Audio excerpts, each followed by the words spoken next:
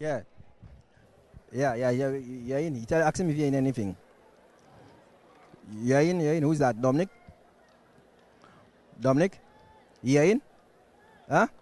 Dominic, what you in? Tell me what you in. Me.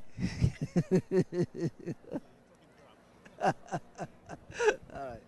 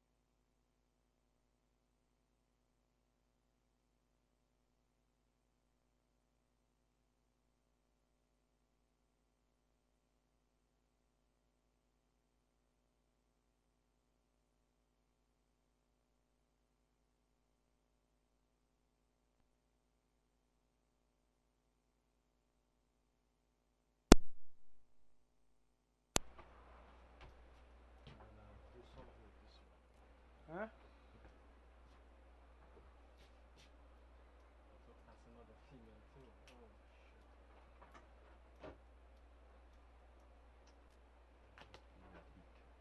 I'm trying my.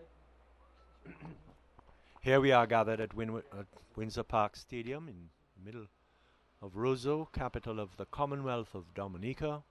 Is that all right?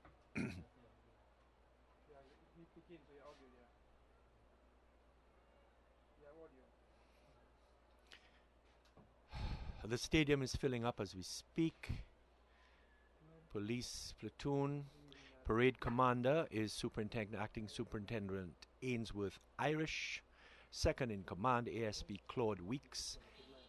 Commander of Platoon Number 1, Inspector Laville. Platoon Number 2, Inspector Lawrence. Platoon Number 3, Sub-Fire Officer Farley Revere. Platoon Number 4, Principal Prison Officer Handel Joseph. Platoon Number 5, Company Sergeant Major Sherwin Mitchell. Parade forms up 2 police platoons, 1 prison, 1 fire and ambulance, and 1 cadet platoon. Parade commander acting with Irish assumes command. Commander gives the command to march on the color, state flag. Color party marches on to the center of the parade. The chief of police arrives. Parade brought to attention, shoulder arms, and commander salutes. Officers draw swords. Officers draw swords. Arrival of Prime Minister. Parade brought to attention. General salute. Presents arms. Plays band fanfare while the PM stands in front of the dais. Arrival of His Excellency the President. Fanfare as he walks to the dais. And he steps on the command presidential salute. Troops present arms and the national anthem is played.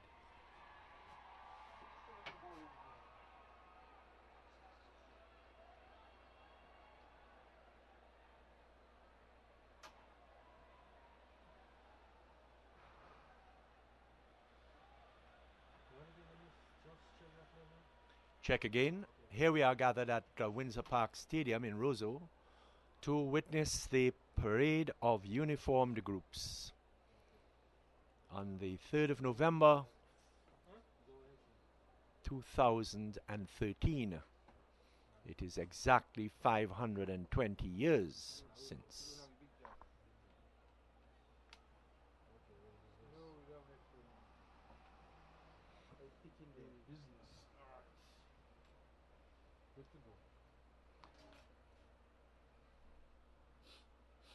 You all have any water or snack for me?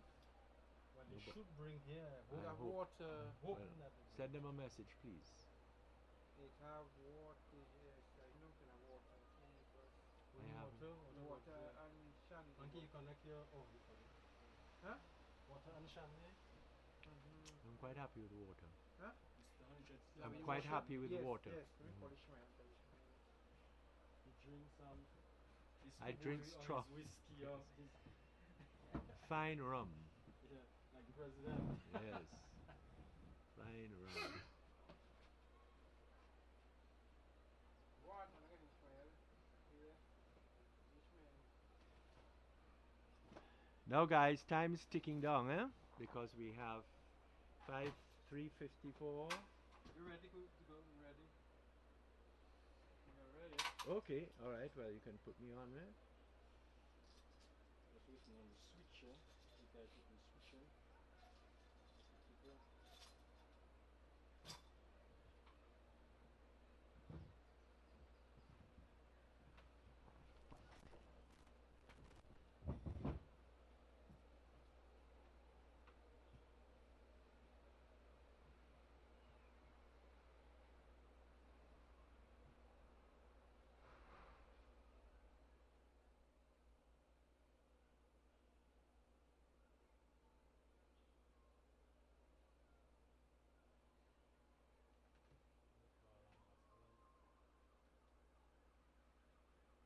Okay, give me the thing. Put me on. Put me on. Put me on. I hear a siren coming.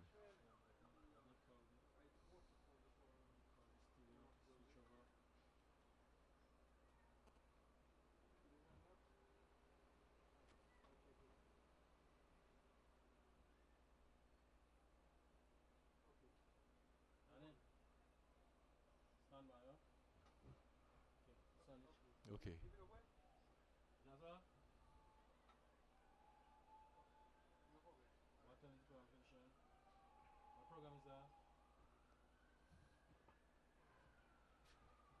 time is that? Okay. Now this program.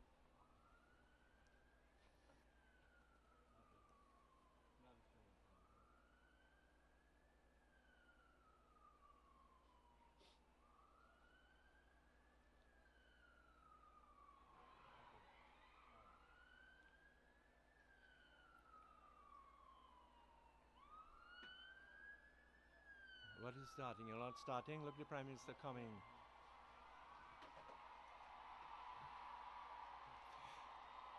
Hello, good evening, and welcome to the parade of uniformed groups coming to you from the Windsor Park in Roseau, capital of the Commonwealth of Dominica.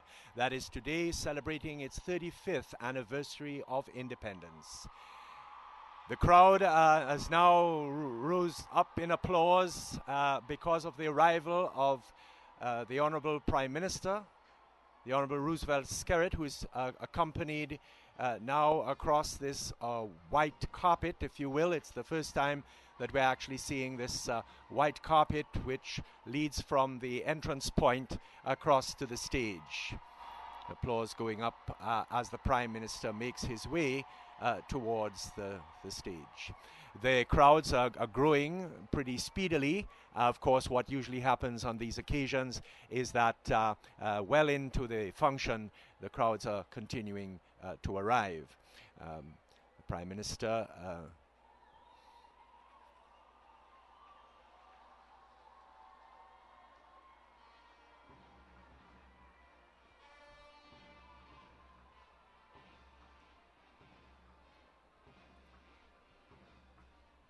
You go back up his camera yet?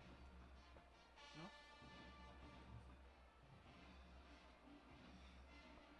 So at the arrival of the Prime Minister, the parade is brought to attention and there's a general salute and presentation of arms. The band plays a fanfare, which we have just heard, while the Prime Minister stands in front of the dais. We see here before us the uniformed groups in preparation for that parade, and behind them is the cadet group from St. Thomas in the U.S. Virgin Islands that has been here. We'll be soon seeing the arrival of His Excellency the President and the fanfare for the President and the national anthem, which will then commence the parade of uniformed groups here at the Windsor Park Stadium, the central place for sport and national events in the Commonwealth of Dominica. I am very... here we have His Lordship the Bishop, the three religious who are going to be saying prayers Today we have a prayer for the nation by Bishop Michael Bill Daniel and a scripture reading by Reverend Dr. Novel Josiah, President of the Dominica Christian Council. What we will also be having is that after this prayer, the address, as usual, by the Honorable Roosevelt Skerritt, Prime Minister, and then the presentation of national awards by His Excellency Charles A. Savrin, President of the Commonwealth of Dominica. We see there the cabinet lined up in the second row, and soon we will be seeing other dignitaries arriving to take their seats. The ministers, we can see there Peter St. Jean and Ian Douglas. The wife of His Excellency the President arrives, Mrs. Savrin, going forth, and there is His Excellency Charles Savrin, President of the Commonwealth of Dominica, moving across the white carpet, and the formal arrival heralds also the beginning of the parade. He has around his neck the Dominica Medal of Honor, the highest award in Dominica, which was given to him on the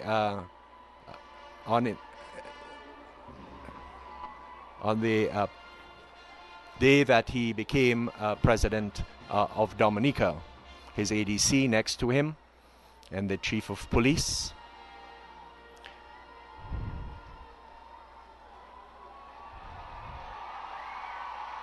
The applause coming from a large crowd here gathered at the stadium. The president then taking his position on the dais.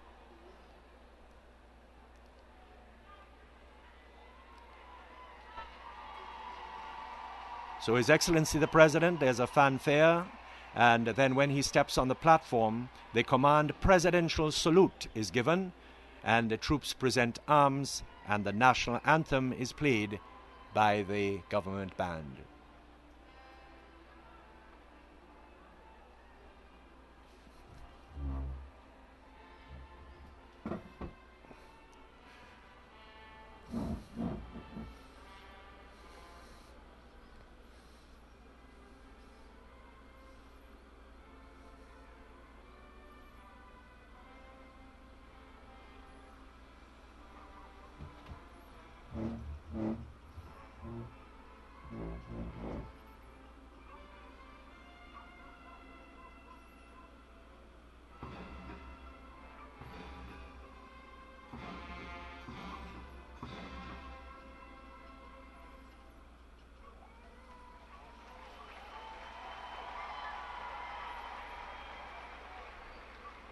Another round of applause from the gathered crowd, where so the parade commander orders the parade to order arms, and he then marches forward and reports to His Excellency and invites him to inspect the troops. The report involves, among other things, the number of platoons, the organizations represented, and the officer commanding each platoon. And so this report is being given to the President. The formality originates in the way back days of the British, when the monarch, the head of state of the United Kingdom, or even in the early days when there were separate kings of England and Scotland, prior to battle or prior to a presentation of arms, the report was given by the general in charge to the monarch of what and who were on parade, and then the monarch would inspect that. We have now adopted that pattern from the old days when you had the Queen or King's birthday or Empire Day. This has now been transformed, and you have the same pattern being adopted for parades like this. A report of who is on parade and who is in charge of each platoon, the members. So we have here the parade commander Superintendent, that's Acting Superintendent Ainsworth Irish, and second in command is ASP Claude Weeks. Commander of Platoon number 1, Inspector Laville. We see here members of the government, the national band, the government band, and in fact the bandmaster or bandmistress, but usually the term is established, the bandmaster, Mrs. Valena Geraldine Leighton. She will be receiving a Cicero Award of Honor later in the proceedings. This is not only for her position and her work with the Music Lovers Band, the government band, but also her many, many years of music education. President Savre now moves across to the first of the police platoons.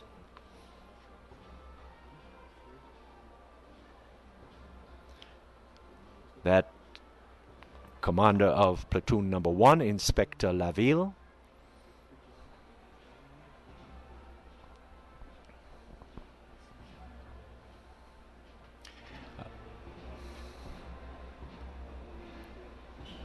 We also have platoon number 3, the sub-fire officer, Vali Revere. Platoon number 4, the principal prison officer, or the acting prison officer, Handel Joseph. And platoon number 5, Company Sergeant Major Sherwin Mitchell.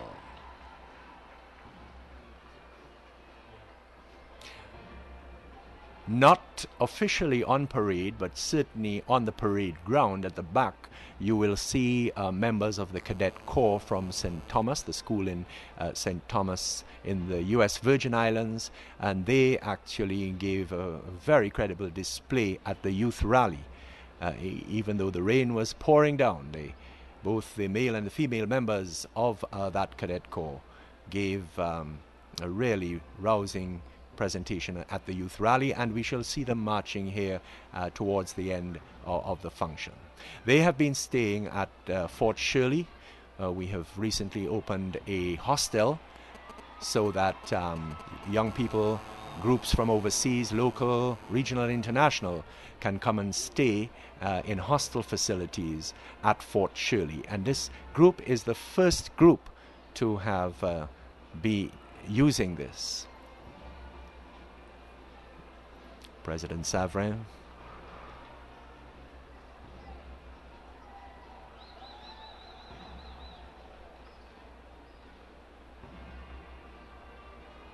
A very quick inspection passing through the Cadet Corps from the U.S. Virgin Islands. This is Savre waving to the crowd.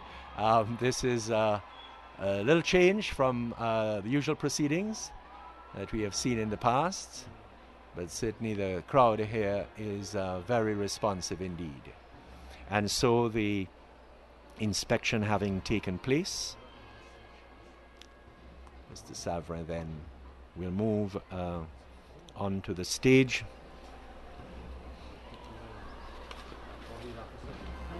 We see him with his Madras waistcoat and the ribbons of the Dominica Medal of Honor. So the inspection is over.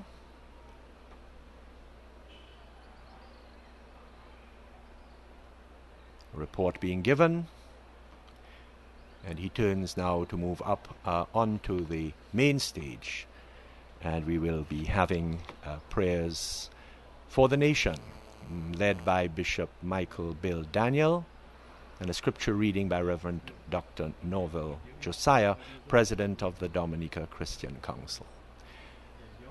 Wonderful display. As usual, Dominica is really unique in terms of their Independence Day celebrations. Here we see, of course, the President, Honorable Roosevelt Skerritt, on his right, and the Speaker of the House, Alex Boyd Knights, in her duet, as well as other female ministers of government. Mrs. Savrin, of course, there in her duet.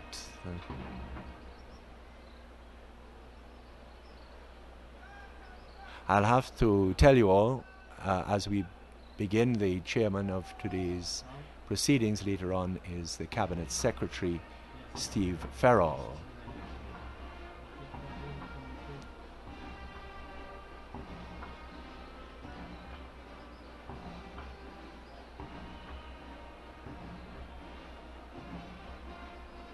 Down to the left-hand corner of the screen, we see Celia Nicholas, Mrs. Celia Nicholas, who usually participates at these events, giving the citations during the presentation of awards.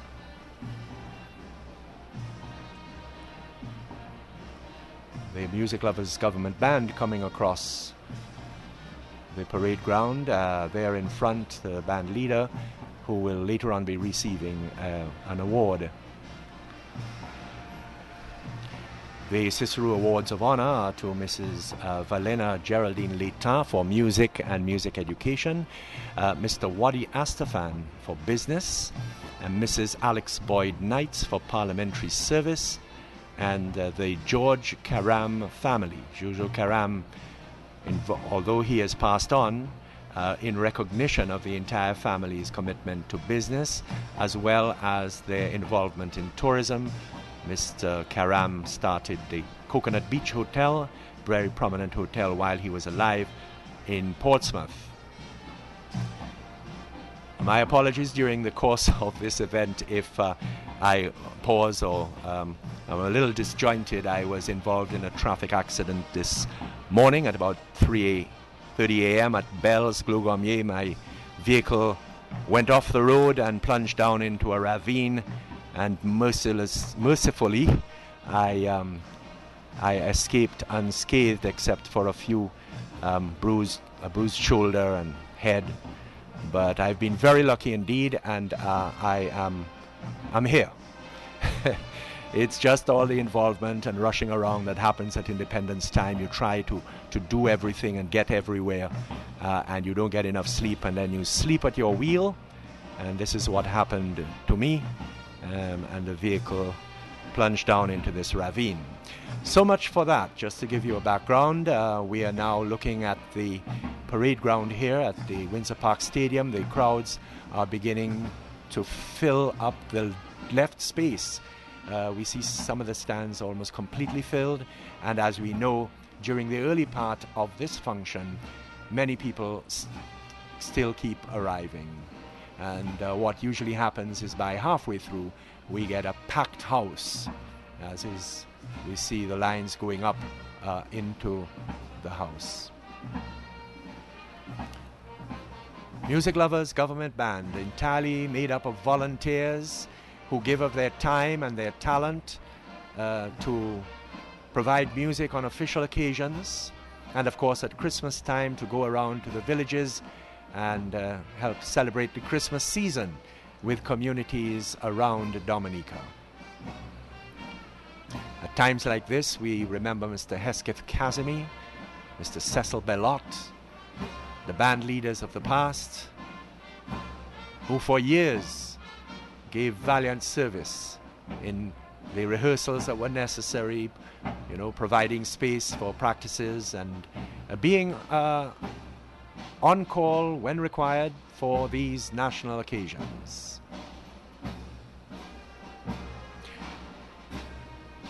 Luckily this evening the weather looks fair.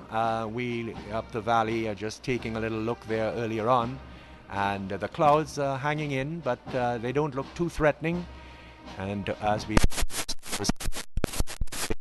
mon cannot mon plat pays. The clouds are hanging near the mountain tops, but I think we'll be free of rain this afternoon. And so the Music Lovers Government Band finished their section of the parade and put themselves in position for the rest of the event.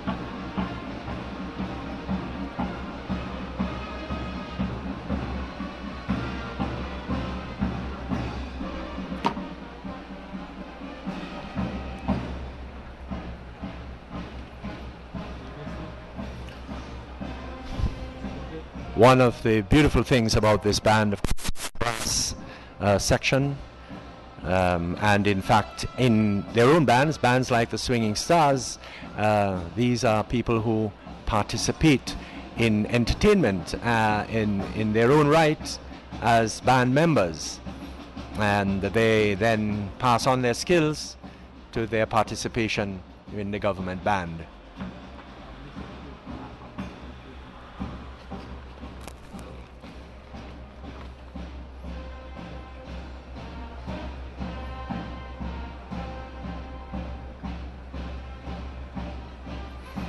Today is a Sunday. That was the day on which Dominica was sighted by the Italian navigator Christopher Columbus, working in Spanish, and it is actually today 520 years exactly.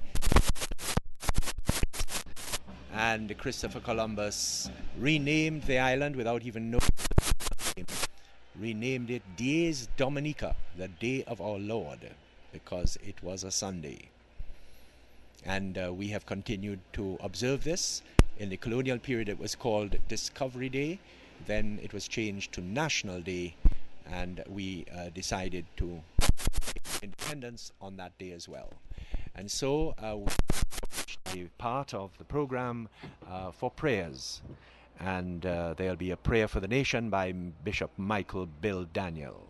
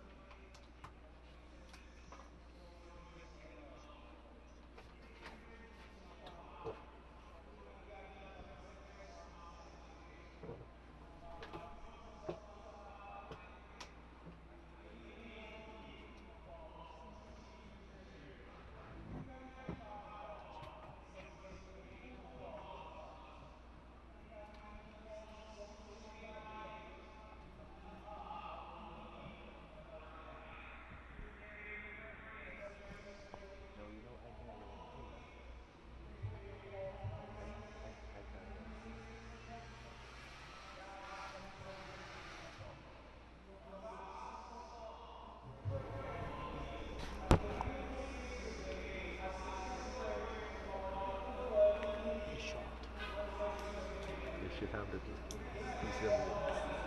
yeah,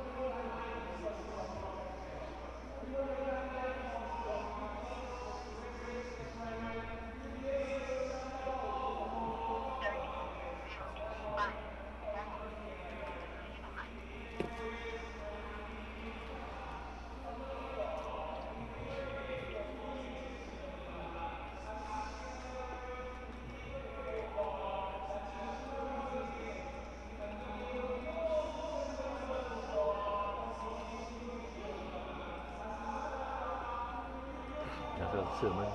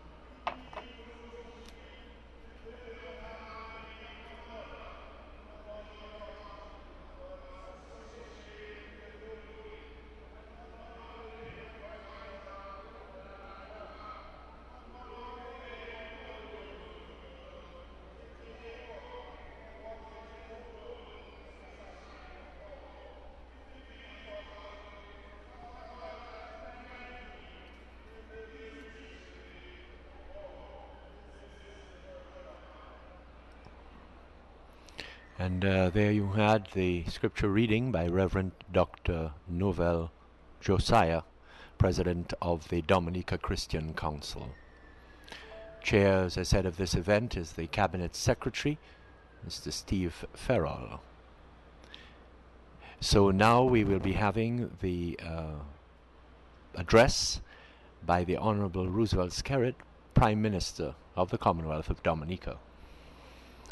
It began back in the National Day Times of the 1960s with Edward LeBlanc, a short speech, a rousing speech of maybe some 10 minutes, but it has grown over the years, and on average now the speech is anything from half an hour to 45 minutes.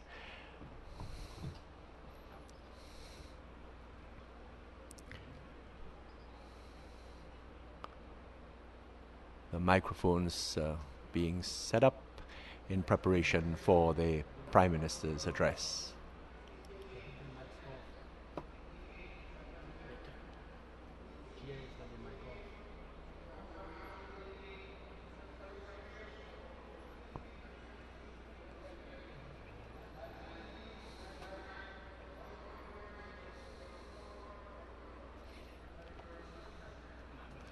Now let me tell you.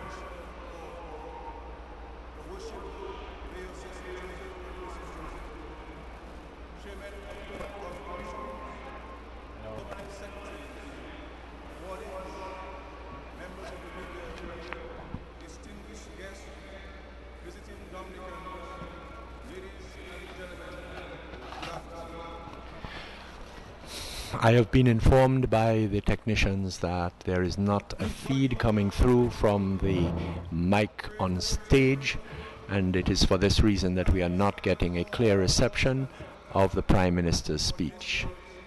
They are working on it, apparently, and hopefully this will be rectified in a short time. This is one of the largest and most colorful audiences I have ever seen assembled.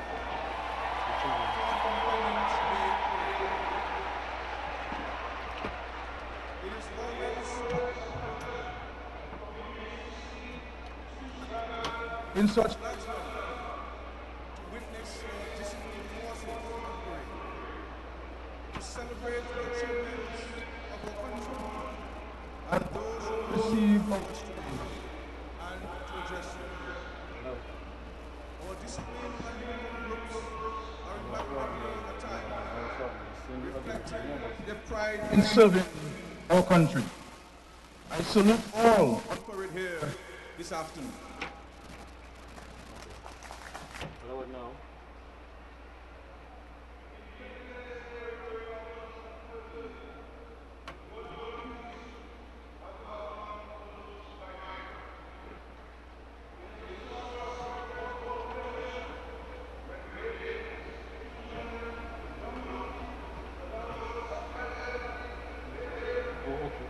Okay, now it's going to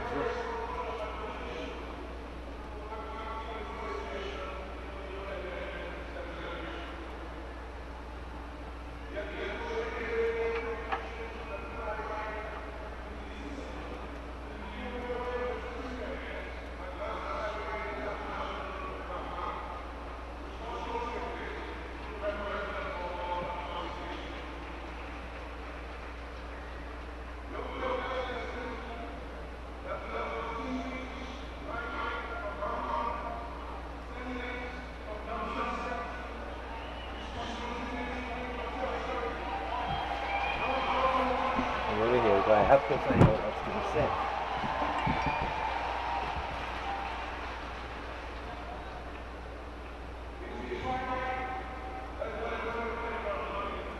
Hello?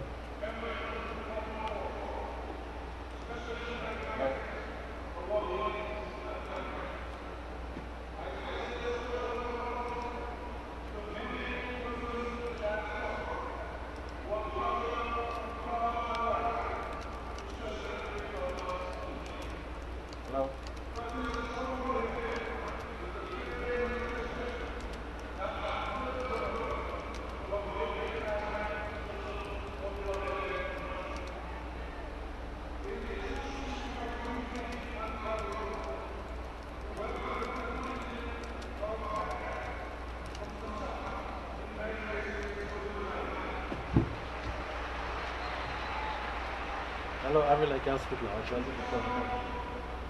Yeah, that's right. Stand everybody come. I tried to call come up because everybody Dominica so I can reach them. One thing is good and come, one thing is bad. Yeah, I'm trying to reach out the Dominica. I'm trying to reach the stage. Steve.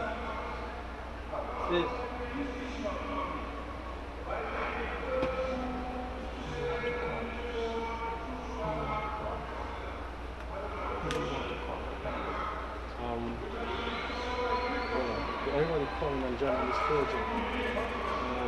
Camera on. 614-3054.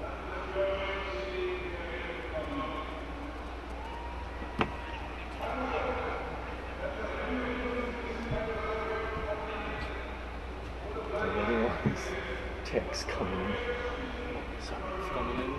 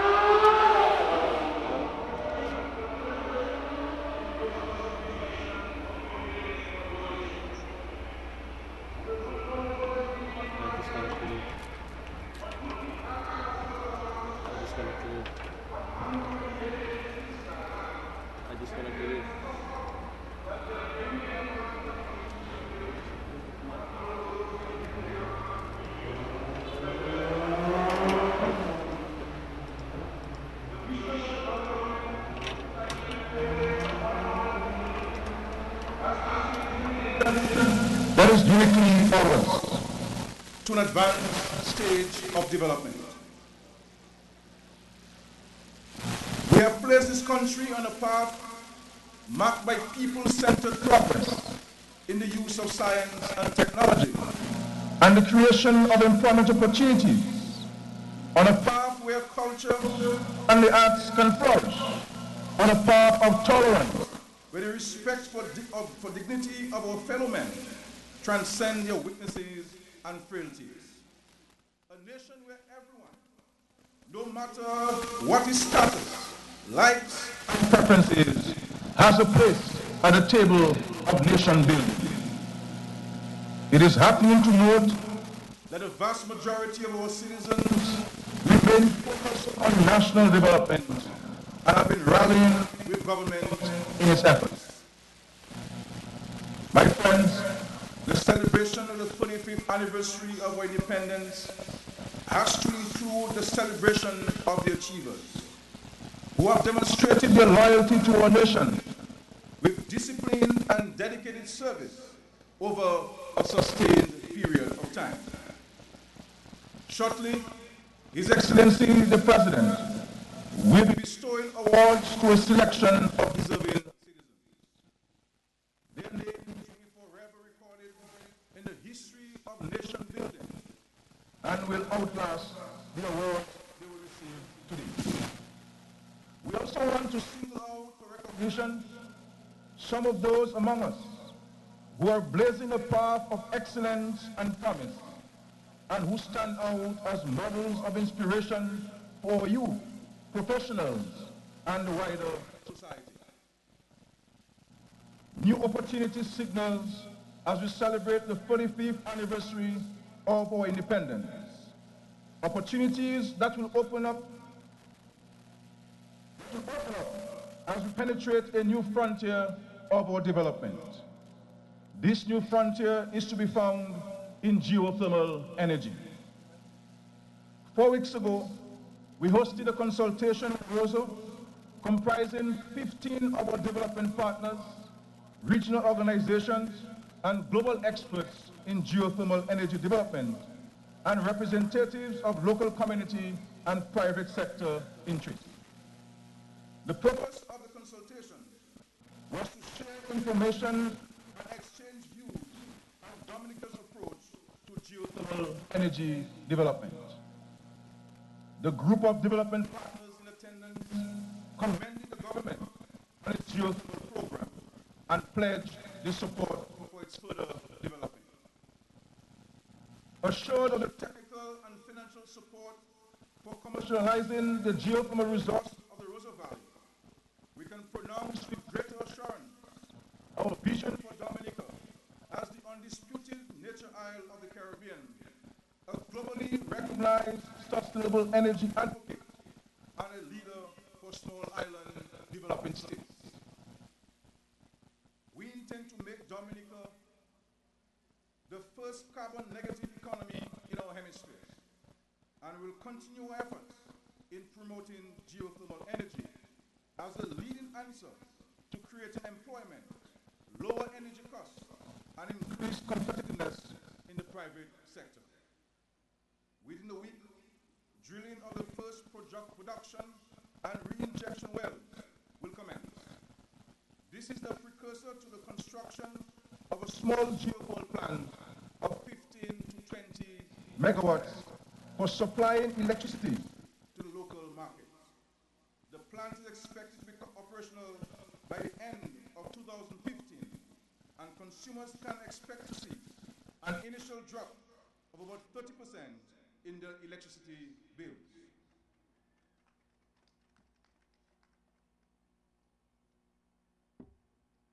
Negotiations are in progress with a French consortium for building a 100 megawatt geothermal plant, which will supply electricity to Guadeloupe and Martinique. As the negotiations proceed, we are becoming more and more confident that an agreement will be arrived at, which will be of significant benefit to the people of Dominica. Fellow Dominicans, ladies and gentlemen, government has invested heavily in agriculture, a sector which grew by over 5% in 2012. This has resulted in us achieving a certain level of food security in Dominica. Now that the abattoir is being constructed in Layupa, is almost complete, the country is now positioned to achieve self-sufficiency in the supply of poultry and pork. The opportunity is now wide open for existing and potential poultry and pork farmers, our young men and women, to take up the challenge of supplying these products to the nation. We are encouraged by the effort of one company which has decided to establish 2 hatcheries to supply young chicks to the market. We are hopeful that others will follow the example and make the decision to contribute to the nation's requirements for dietary protein, create jobs at home, and save foreign exchange.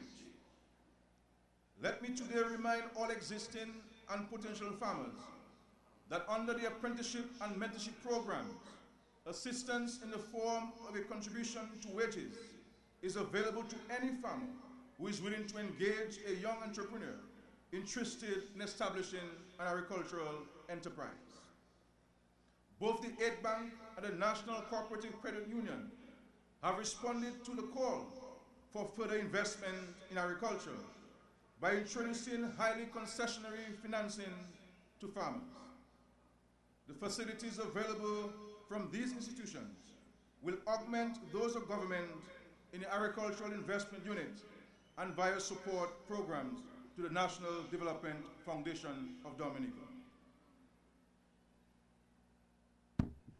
Fortunately, government has had the foresight and has invested heavily in the infrastructure required for successfully conducting trade in agricultural commodities under the current international rules.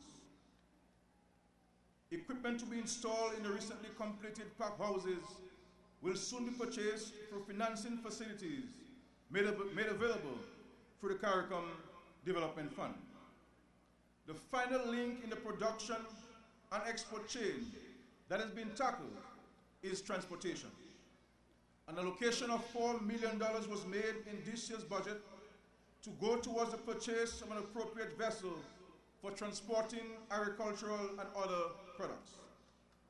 Discussions are ongoing with interested and knowledgeable parties for finalizing the purchase and operation of the chosen vessel at the soonest. Fellow Dominicans, ladies and gentlemen, God has blessed us with a country that is able to produce more than we can consume at any one time. Evidence of this was on display at the Market Day for Difference this year. The markets were overflowing with an abundance of produce of a wide variety, a clear indication that the farmers are responding to the initiatives of government to boost production. To encourage the emergence of other products and new industries, government, within the next 3 months, will establish a fund for innovation and development in agro-industry. The fund will be targeted at agricultural communities and at farmers groups and individuals with the interest and motivation in adding value to agricultural raw material by converting them to marketable finished products. This initiative will not only eliminate waste, but it will allow for the farmer to spend more time on his farm. The hotel and resort sector is showing great promise, growth, and expansion. The Rosalie and Secret Bay resorts have achieved the distinction of being ranked by the prestigious magazines Travel and Leisure and Condé Nast Travelers among the best intimate hotels in the world. The success of Secret Bay revealed that the need for expansion of the resort, which was successfully carried out recently. There are a number of properties of varied sizes which have opened their doors to the public in recent months. We should be in a position to conclude very soon the negotiations for the management of the Cabritz Hotel. Training for potential employees is ongoing and administered by the Small Business and Employment Agency in collaboration with the Dominica State College. We can also celebrate the successful start of the cruise season. Due to the efforts of government, there will be a 20% increase in cruise ship calls over that of the last season. I call on all stakeholders in the tourism and cruise business to conduct their affairs in a manner that does not undermine the current promise of growth of the sector. Fellow citizens, ladies and gentlemen, government has made the creation of employment a priority.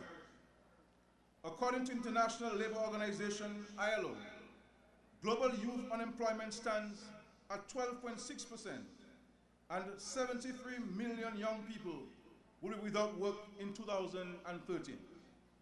The ILO calls for action on youth unemployment. The government of Dominica concurs with the recommendation of the ILO for the adoption of, and I quote, fiscally sustainable and targeted measures, public employment programs, employment guarantee schemes, labor-intensive infrastructure programs, wage and training subsidies, and other specific youth employment interventions, end of quote. This financial year, the government is investing over $9 million into the Employment and Small Business Support Unit for small business development, employment, and job creation initiatives. I wish to announce at this time that through the National Employment Program, which will be officially launched on 2nd December 2013, the government of Dominica will engage over 400 people in direct employment initiatives.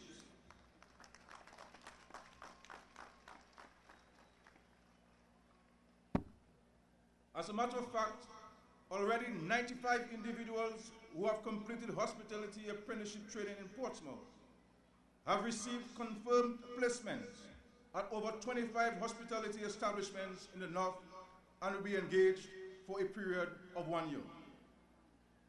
The following also form part of the initiatives: 240 individuals who have completed training with the Employment and Small Business Agency, Adult Education Division, Basic Needs Trust Fund, and the Dominica State College will be engaged in an on-the-job training and mentorship program with over 80 businesses and organizations across the island. 35 university graduates will receive opportunities for internships with the government and other statutory bodies, including the Aid Bank, Invest Dominica Authority, and the Dominica State College, to name a few. 10 communities will receive support to hire over 50 individuals on special community projects, including community tourism initiatives, resource center management, school feeding programs, and landscaping. Through a new education mentorship program, over 50 young people will be employed to provide after-school care, tutoring, and homework assistance to primary and secondary school students in communities across the island. A number of other initiatives will be launched in 2014 to provide specialized assistance to expansion of small and medium-sized businesses with job creation potential. A package of direct marketing support, technical assistance, and financing will be made available for such businesses. These employment initiatives will provide recent graduates and unemployed youth with a valuable opportunity to gain experience and job-related skills and knowledge. We also believe that the business community will gain significant benefits from the additional human resource support that this initiative will provide. My dear friends, the business and investment environment is dynamic and competitive. This is especially so with offshore data entry and call center enterprises. To survive and compete in this sector, the trick is to always have in place a modern state-of-the-art infrastructure capable of attracting new entrants with minimum disruption. We applaud the efforts of the Aid Bank for remaining on top of the game in that regard. The government is at an advanced stage of discussion with a United States-based company to establish a new call center that will employ up to 400 persons in Dominica. These new jobs will become available to employees who were displaced by the downsizing of Clare Harbour in the first instance. Interviews with some of them and others have already commenced. The discussions ran into a slight snag with respect to false information sent to the company concerning the rate of attrition of workers in Dominica. I am confident, however, that with our intervention, we shall get these negotiations back on track, and very shortly, we should be in a position to update the country on this very significant development. To complement the small business initiative administered by the government, we will enter into a loan agreement with the National Development Foundation of Dominica, NDFD, through which a $5 million low-interest loan facility will be channeled for on lending to start-up and existing small businesses in Dominica. The first $2 million will be made available this very month of November. So to persons who have a business idea and need the startup capital to turn vision into reality, your government, through the NDFD, shall provide the helping hand. Ladies and gentlemen, the health of the nation is of paramount importance. Healthcare remains a priority for this administration. And despite the proactive policy and heavy investments made in this area, the escalating cost of healthcare, influenced almost fully by external factors, remains a concern. We must address this problem as a nation. I wish on this occasion to remind all that there is a level of personal responsibility that must come into play in respect of taking care of themselves. Government has received draft designs from the People's Republic of China for a new hospital. The designs are currently being reviewed by health personnel and advisors to ensure that the new hospital, when it is finally delivered, meets our expectations and requirements. Meanwhile, since the announcement of government's intention to purchase some much-needed equipment, we have been engaged in ensuring that these pieces of equipment become available to the people of Dominica in the shortest possible time. I must report to you that by 20th December 2013, the new CT scan machine should be delivered to the Ministry of Health.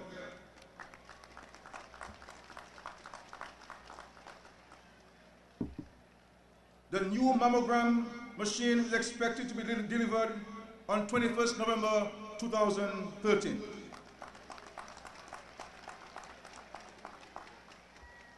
A gastroscopic and colonoscopic system is expected to be delivered by 15th November 2013. The procurement of a surgical tower laparoscope is expected to begin by 25th November 2013. And government has allocated $1.5 million for the purchase of an MRI.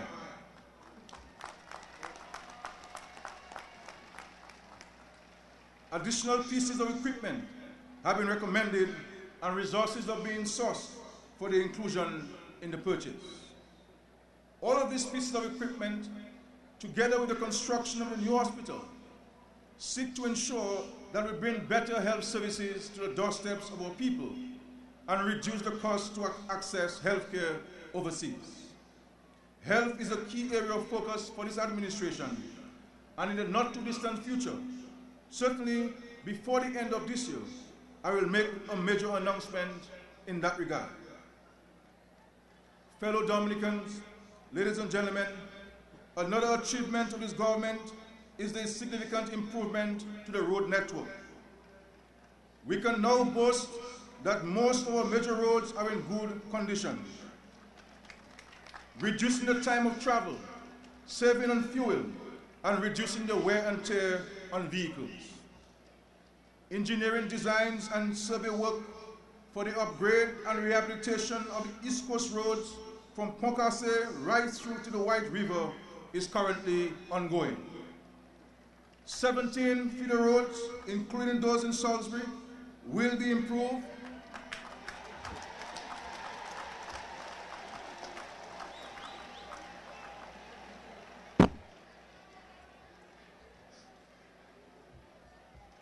Feeder roads will be improved, with work expected to start during the second quarter of next year.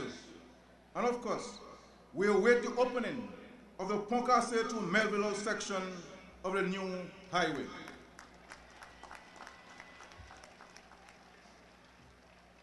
In the area of education, all of our citizens, young and old alike, believe that education is the passport to success.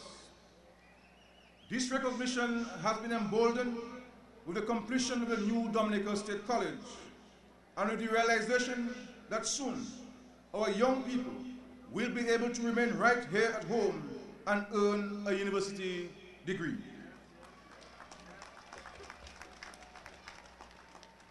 The record enrollment for this semester and graduation of 320 students from the college just a few weeks ago is evidence that government's education policy is working and delivering the expected fruits.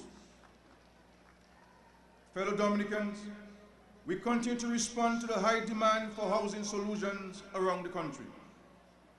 Never in the history of Dominica have our people been so inspired and moved to own their own homes at the rate that we are receiving queries and applications. This is very commendable indeed. Our response has included the construction of houses throughout the country and includes the commencement of the construction of 60 apartment units in Emsall and Bath Estates. It includes the regularization of squatters and land development. And it includes the renovation of homes of many disadvantaged persons throughout the country.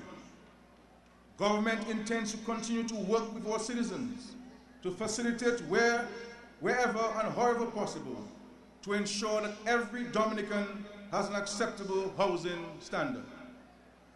Central government has just released a further $3 million for use in home repairs across the island, and another $4 million will be made available in grant form for the elimination of pit latrine initiative, which I spoke about a few weeks ago. I am totally dumbfounded that there will be persons in this country who would oppose such a program at this time in our nation's development.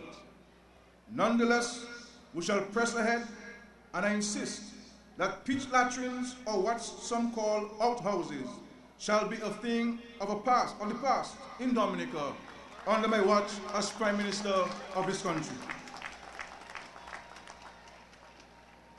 Within the last 2 years, 63 loans totaling $10.5 million was loaned to public officers through the Government Housing Loans Board. We will continue to support the work of the board to ensure that the housing needs of public officers are addressed. In addition to all that has gone on, and which is currently underway in the housing subsector, a further $5 million will be funneled through the aid bank for on lending at very low interest rates to persons who fall in the low income bracket and who would not normally qualify for regular commercial loans or mortgages. And that money will be available in the month of December. Fellow Dominicans, ladies and gentlemen, these are difficult times the world over, and resources are scarce. But we shall do what we must to guarantee our people a satisfactory standard of living and a higher quality of life. Our projections for GDP growth for 2013 is 1.6%. Given the global challenges, the achievements of growth is not easy. But we have stayed the course, and we have ensured that the platform for reducing poverty remains intact. However, reaping the benefits that are held in that promise calls for each of us to commit to the mission of pursuing excellence in our approach to work and in the conduct of our lives. Very importantly, we must promote the positives about Dominica. We must work to build and not tear down this country. We need, as Dominicans, residents at home and abroad, to get into the business of promoting Dominica and all that it offers. We need to wrap our utterances in the flag.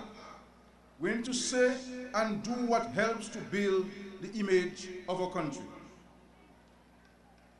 There are many friends and development partners of Dominica who continue to collaborate with us in our development efforts. I say a special thank you to the government of the People's Republic of China.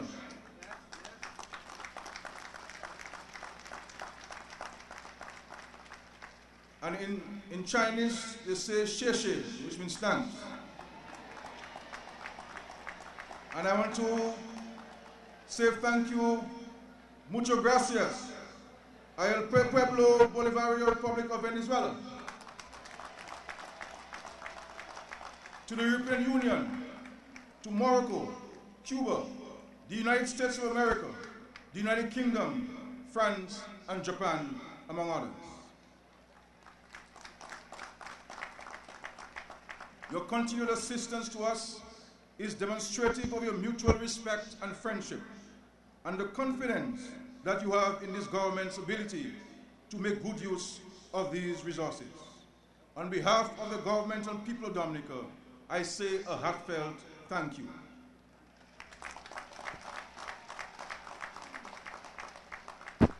Fellow Dominicans, ladies and gentlemen, there are economic hardships the world over. There are social challenges across every continent, but your government is working and your government is delivering. You can see the evidence of our numerous achievements all around you. You have heard the number of new initiatives for further development and advancement of our country. Now is not the time to change course. Now is not the time to listen to false prophets making unrealistic promises.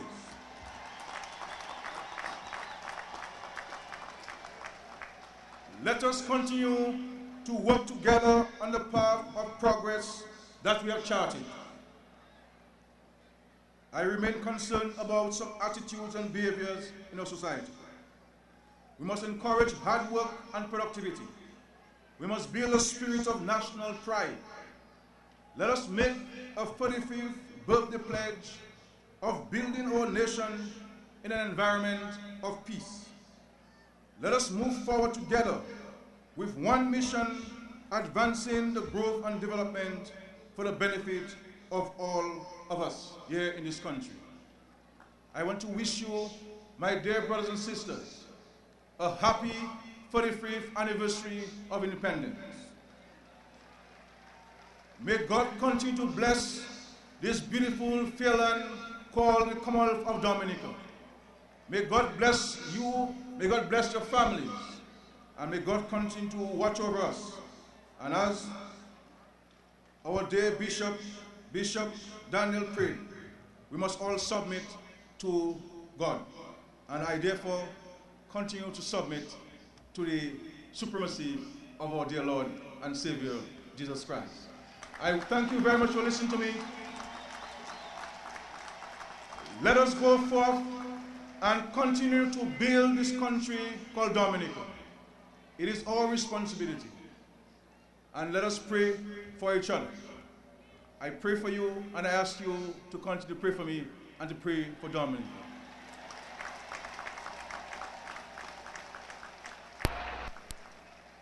I love this country, and I love all of you. Thank you very much.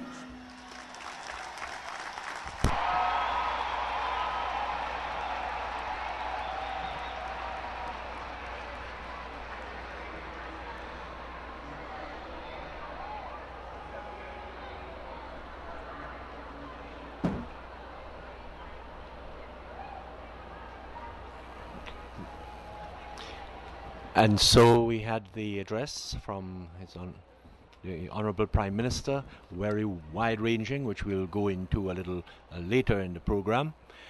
We now move to the presentation of national awards by His Excellency Charles A. Savary, President of the Commonwealth of Dominica.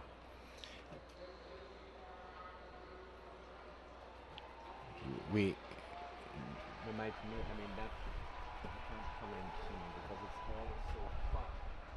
It's delayed.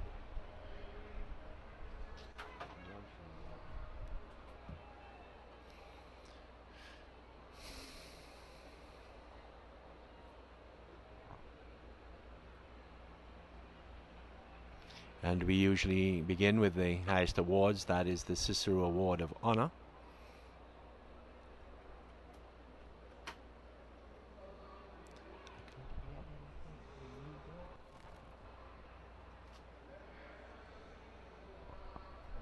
This is delayed. This is delayed. That's no wasting.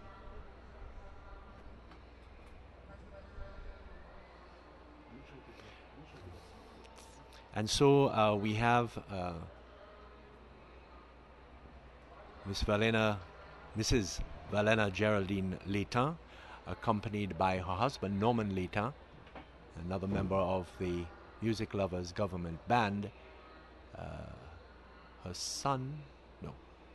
And they are awaiting the presentation of the first of these awards here. Valena Leighton, of course, her work for music for many, many years. I see now that what they're doing is bringing up all of the awardees in turn, and they will be positioned in front of the stage.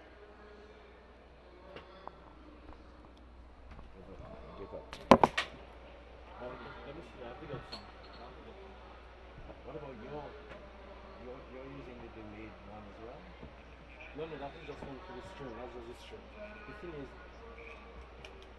can you use one line, one Sure. Because we need. I'm only using one. What is the one? Yeah. Okay, Because only one is working. Oh, okay, alright. So let me send. So which one is it? I think it's the Is it the red or the white? white. The white, The red. the red that's working? I know. I could tell you now. Pull out. Wait. Let me tell you where to pull out one. Look, I'm finishing up. Where the thing? Go ahead. Pull out one. Still working. Awesome. Every year.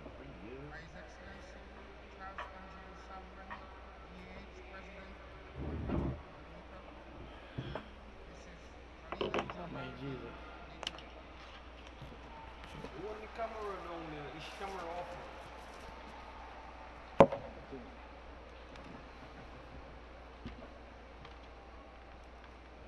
Why am I hearing that on this? I mean, on this discussion.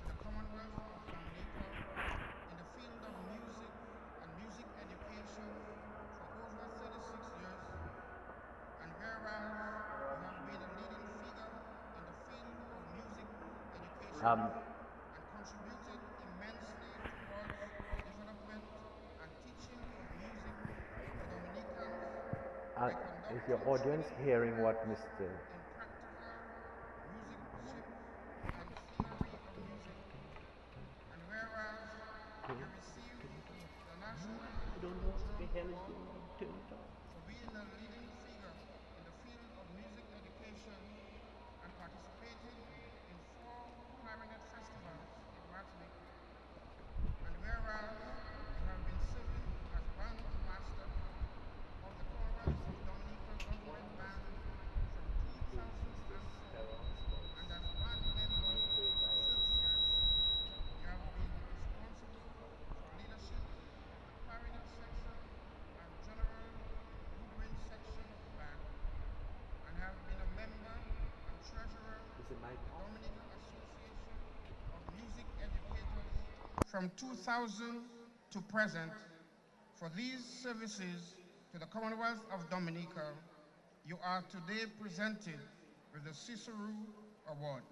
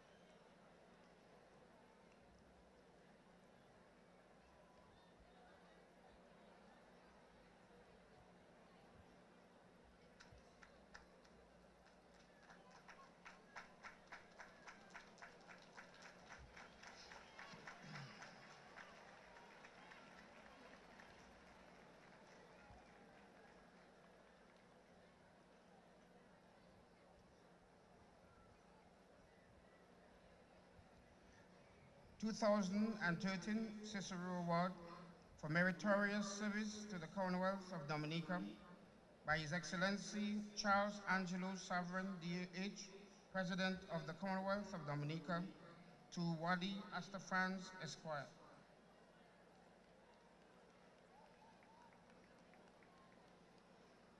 Whereas you have rendered meritorious service to the Commonwealth of Dominica by providing dedicated service within the business sector for over 50 years, and whereas you joined the family business in 1942 and extended its operation into the hardware, textile, appliance, furniture, and automobile trade, as well as being shipping agents and tour operators. And whereas by 1960, you constructed a head office, supermarket, and department store, and were instrumental in incorporating a public company known as J. Astafans and Company 1970 Limited, which now employs 368 permanent staff and a large number of part-time employees. And whereas you responded charitably to the personal needs of many Dominicans and provided financial support to many causes and served the country with distinction as a faithful and patriotic Dominican. For these services to the Commonwealth of Dominica, you are today presented with the Cicero Award.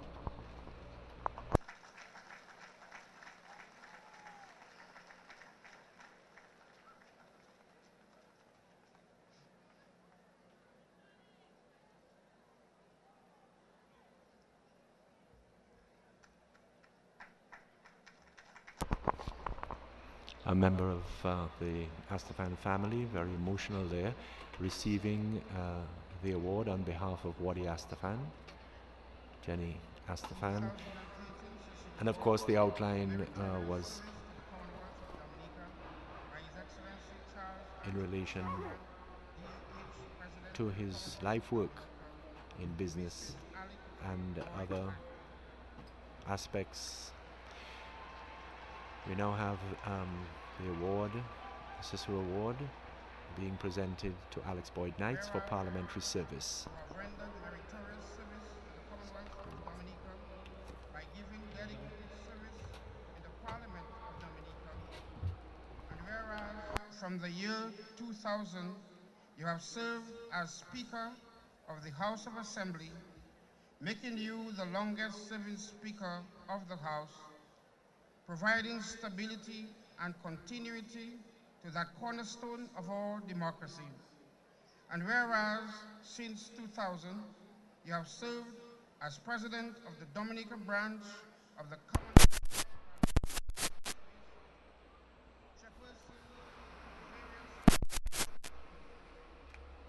of the International Body of Commonwealth Women Parliamentarians, organized many youth parliaments in Dominica, and have brought the Commonwealth of Dominica into focus through organizing Commonwealth Day activities. And whereas, as an attorney at law, you have been a leading advocate for the rights of women and children, lectured on family law, and published widely highlighting women in leadership roles through papers, articles, and in the book entitled Women in Parliament in Dominica, Past and Present. For these services to the Commonwealth of Dominica, you are today presented with the Cicero Award.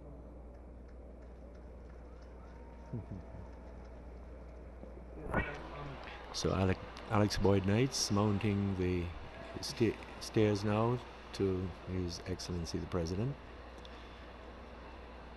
Wide-ranging accreditation there, including local and of course Commonwealth participation in parliamentary affairs.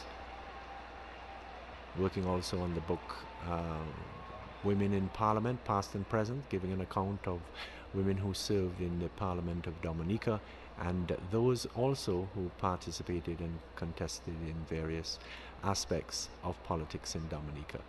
She is greeted by her cousin, Colin Bully, and of course also her other supporter, Monsignor Thomas. By His Excellency Charles Andrew Savran, DAH, President of the Commonwealth of Dominica, to the George Karam family.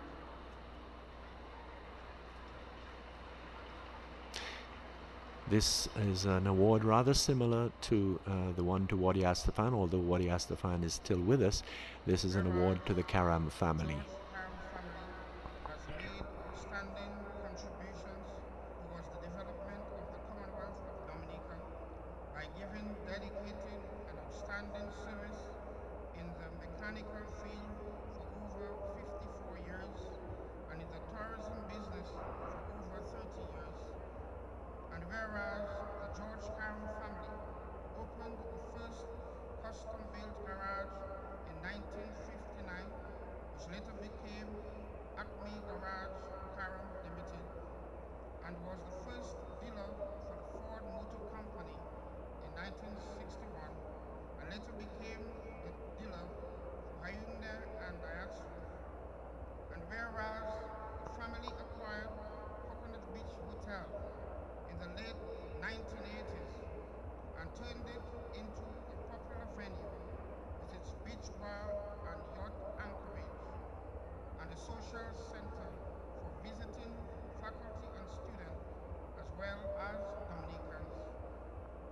And whereas in the early 1980s, when no one else came forward to offer themselves for service in the Roseville Town Council, as head of the family, Mr. George Karam, along with 6 other members, were nominated to retained as councillors with George Karam as mayor. For these services to the Commonwealth of Dominica, you are today presented with the Cicero Award. All in relation to George Jojo Karam. And that last part of the citation refers to a very unusual event when there was no nominations for the Roseau Town Council, and just a few minutes before the nominations closed, Jojo Karam saw that there were none. He went up the street in Cork Street and rounded up his family. They went down and they all signed the nomination papers, and therefore the entire family was the town council.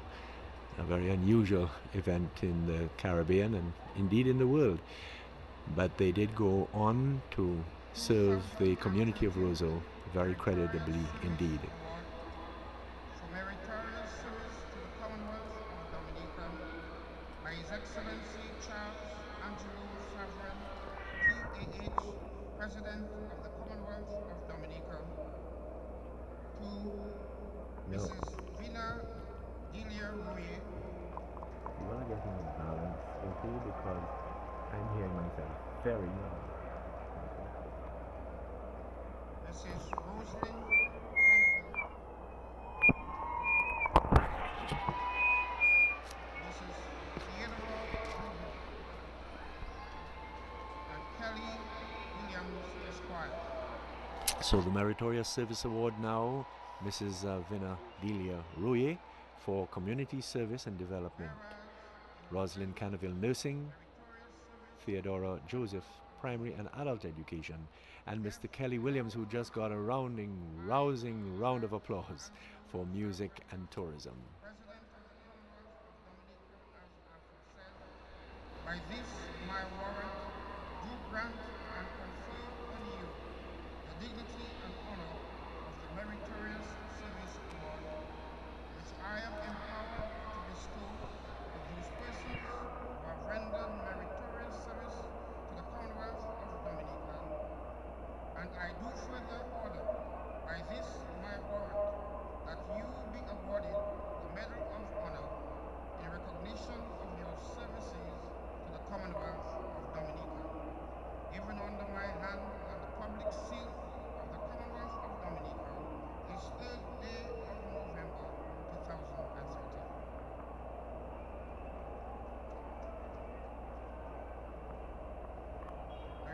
Service Award to Miss Vina Delia Royer.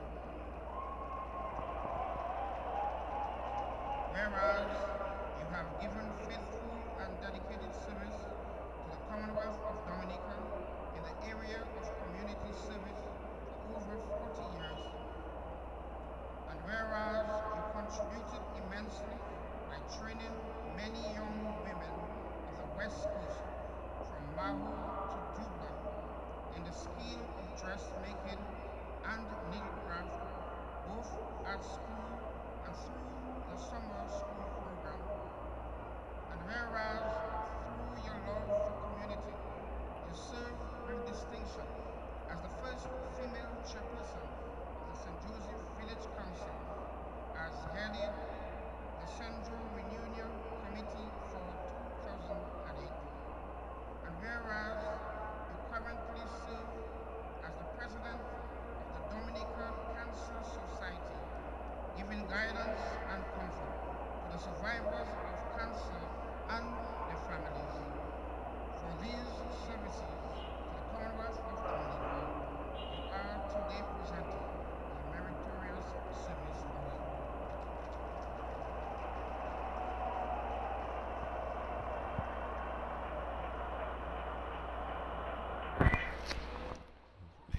Vina Delia Royer, community.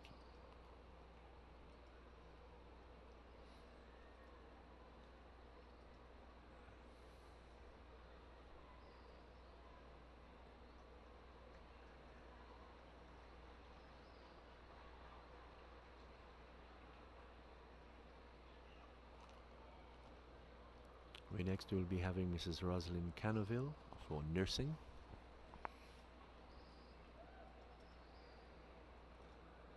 Mrs. Roy accompanied there, you can see quite prominently Mr. Vanus John Charles, one of the supporters there.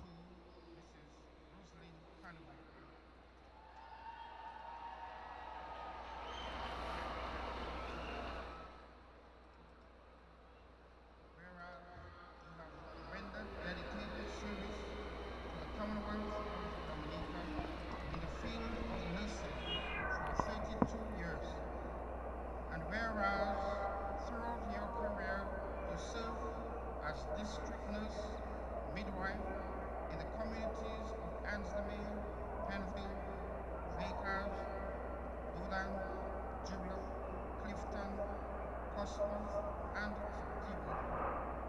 And whereas you attended numerous workshops and seminars and were recognized by the Ministry of Health for your outstanding contribution to the nursing service and healthcare development in the Commonwealth of Dominica. For these services to the Commonwealth of Dominica, you are today presented with the Meritorious Service Award.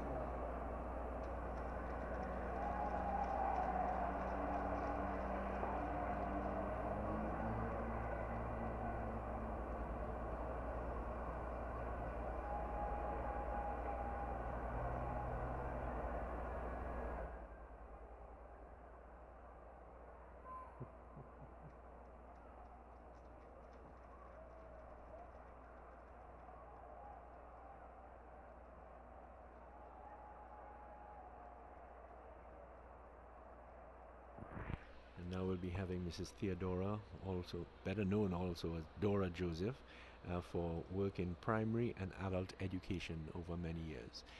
There we get a nice shot of Mr. George Royer and Mrs. Rosalind Canoville as they walk off. And now coming to the fore, Theodora Joseph and her supporters.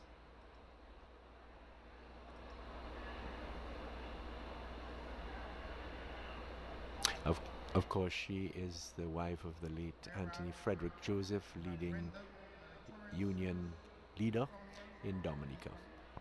By your outstanding contribution in the area of primary and adult education for over 45 years, and whereas with a high level of commitment and dedication, you delivered quality education to your students and adults and served as a role model throughout your teaching career, and whereas you represented Dominica extensively at regional and international conferences in the 1980s and 1990s, causing Dominica to be modeled by numerous other programs in the region.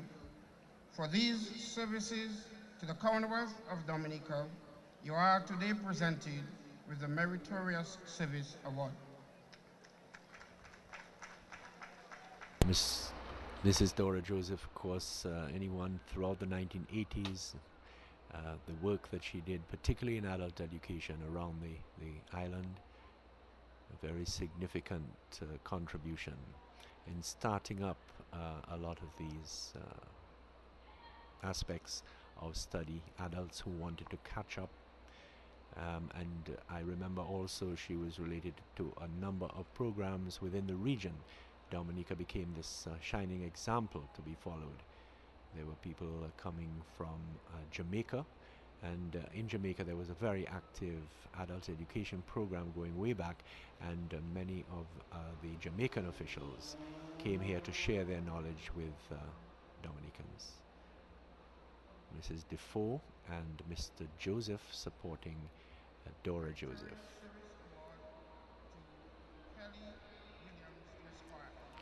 Kelly Williams, the Ghost, of course, a popular entertainer and character personality of Dominica, and you can hear the response from the crowds.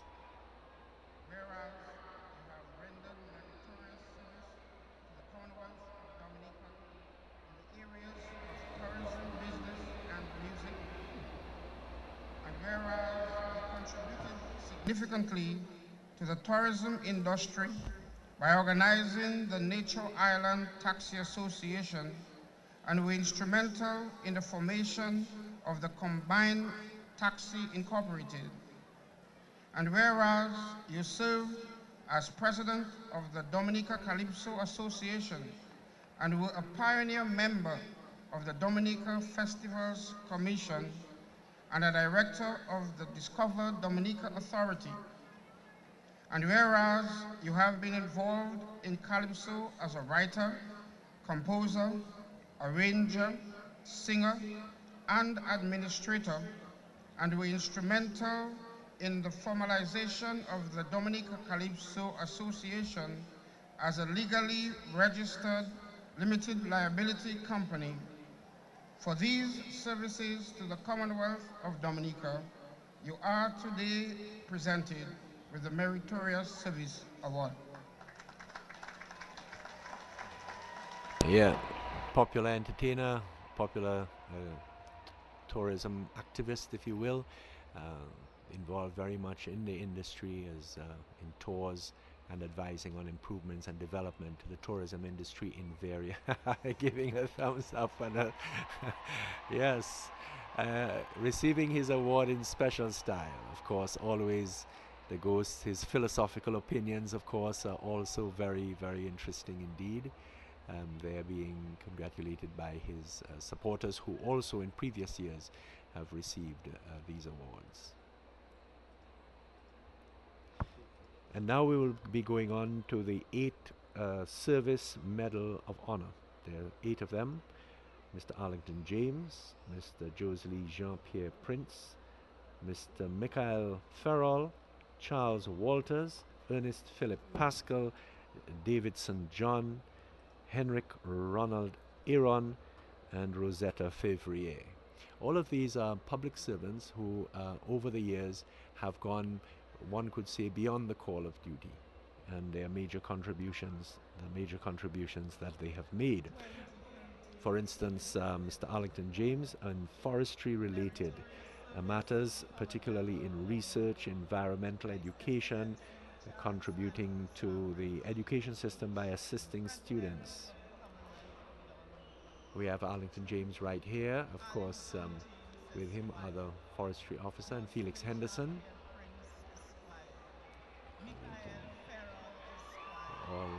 Michael Farrell, a great rousing round of applause there for Farrell. Of course, people who are very much in the public eye always have this link with the public, and they're always a very popular response.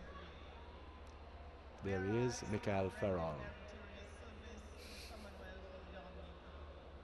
Now, therefore, I, Charles Anthony Sam, President of the Commonwealth of Dominica, as aforesaid, by this my warrant do grant and confer on you the dignity and honor of the Services Medal of Honor, which I am empowered to bestow on those persons who have rendered meritorious service to the Commonwealth of Dominica. And I do further order by this my warrant that you be awarded the Medal of Honor in recognition of your services to the Commonwealth of Dominica, given under my hand and the public seal of the Commonwealth of Dominica this 3rd day of November 2013, President. Services Medal of Honor to Allington James, Esquire.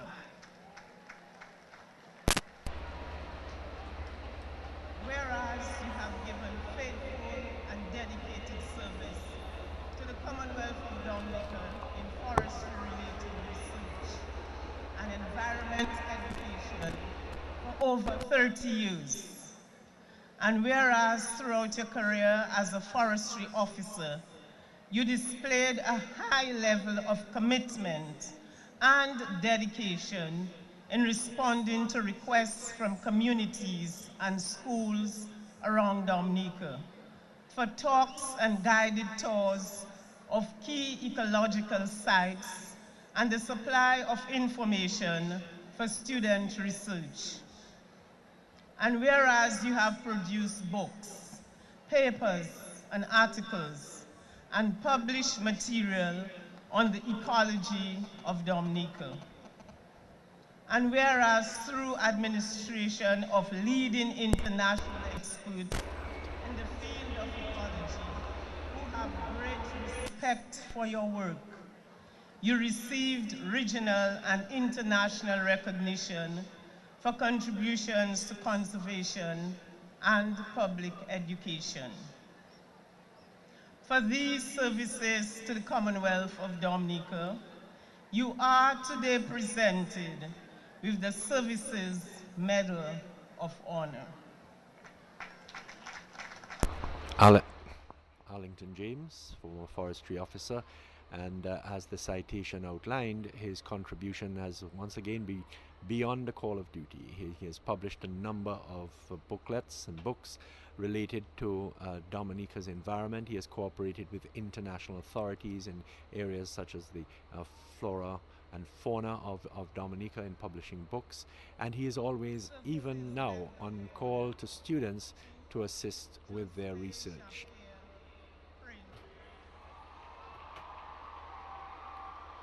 And now we have Mr. Josley Jean-Pierre Prince in Search and Rescue.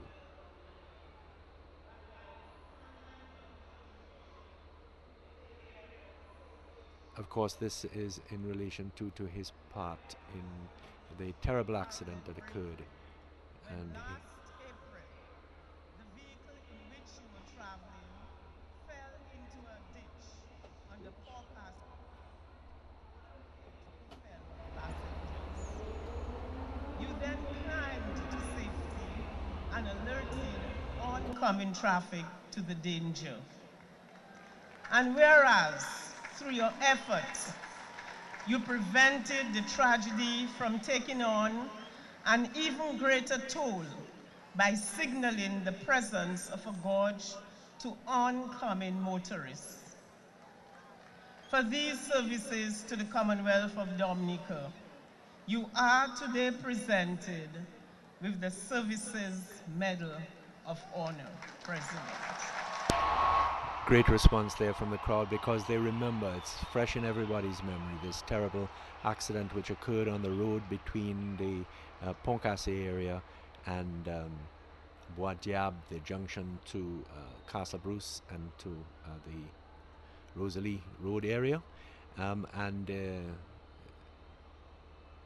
Josley alerted traffic even after he had been in this accident, crawled out from the gorge that had been created by the collapse of the soil, and went on to alert other vehicles that were coming in that direction that there was this major collapse, which had already taken 2 of his friends. Whereas you have given faithful and dedicated service to the Commonwealth of Dominica by your outstanding contribution in the field of culture. And whereas you serve as leader of the Pebush Ensemble, member of the Pebush Cultural Group, drummer for the Sixth Form Cicero Singers, principal dancer and assistant choreographer of the Waitikubuli Dance Theatre Company, and member of the Theatre Powell Drama Group. And whereas you founded the Pebush Jingping Band, recorded an album with the Pebush drummers, and have written and directed plays for your own drama group, the North Star Drama Group. And whereas you have used your God-given talent to choreograph for various schools and community groups, thus providing the opportunity for young dancers to showcase their talent throughout Dominica. For these services to the Commonwealth of Dominica, you are today presented with the Service Medal of Honor. Michael Farrell, well known in culture and as an activist in the heritage of Dominica,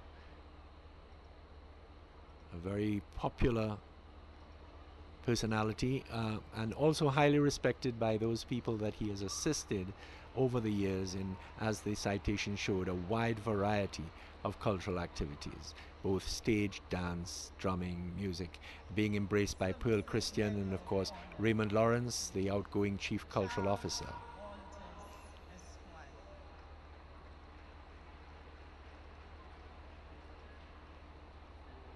Whereas you have rendered meritorious service to the Commonwealth of Dominica by your outstanding contribution in the area of sports for over 30 years. And whereas you represented Dominica on the national under-16 and under-19 cricket teams, national and Windward senior cricket teams, played for the Blue Stars Sports Club, Saints Sports Club, and also played in England for 3 years. And whereas as a devoted sportsman, you continue to be actively involved in local cricket for the Najiko Sports Club and serve as an administrator on the Dominica Cricket Association, chairman of selectors on the national senior men and women cricket teams, and selector of Windward Islands cricket team.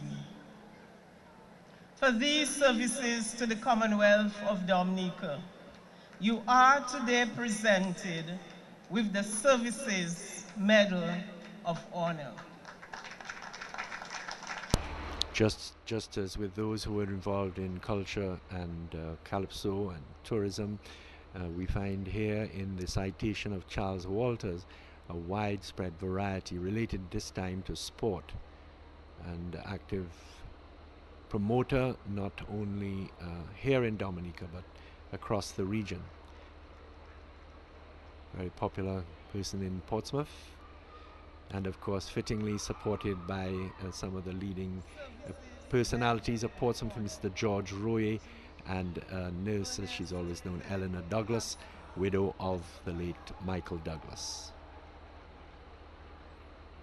And Mr. Pascal, Ernest Philip Pascal Community Service.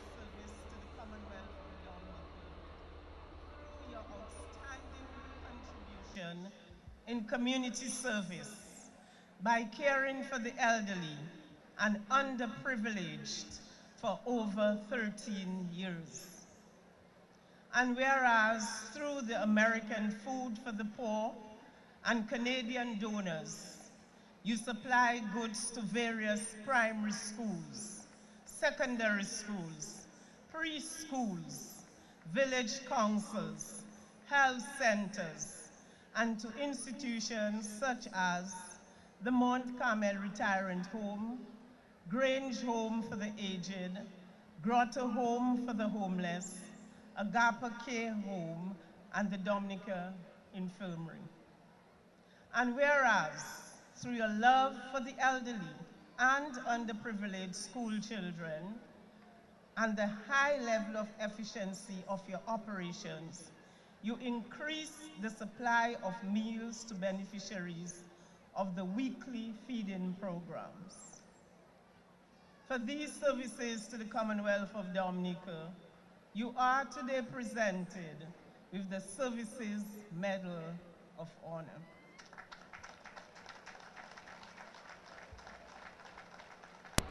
Ernest Philip Pascal, with his depot operating out of Lagon in Portsmouth.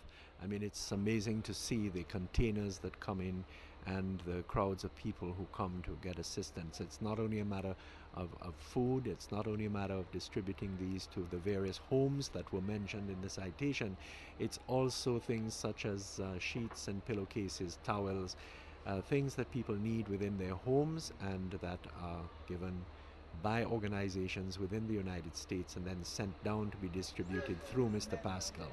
So it's extremely beneficial, and there are many people who have benefited, particularly the old and the infirm. His supporters moving on. Mr. Clifford Wallace, well-known teacher, with him, that's with Mr. Pascal. And now we have David St. John. By your unwavering and dedicated contribution in the area of community service development during the past 32 years.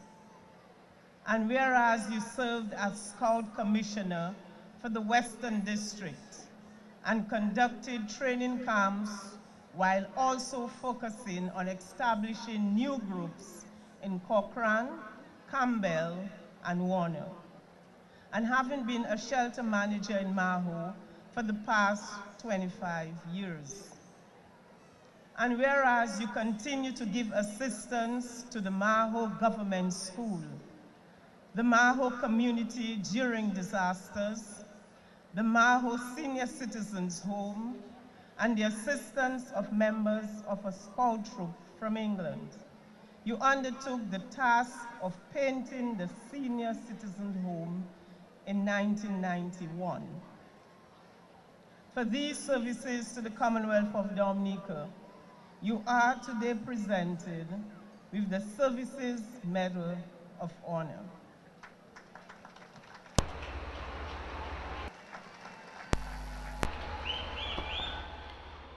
Mr. David St. John goes up to receive his award with a salute and all, and as the citation outlined, a number of community projects associated, particularly with his work as a Boy Scout leader.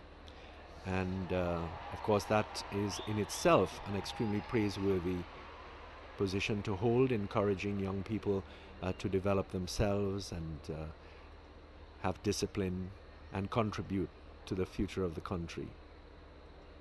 Photo opportunity.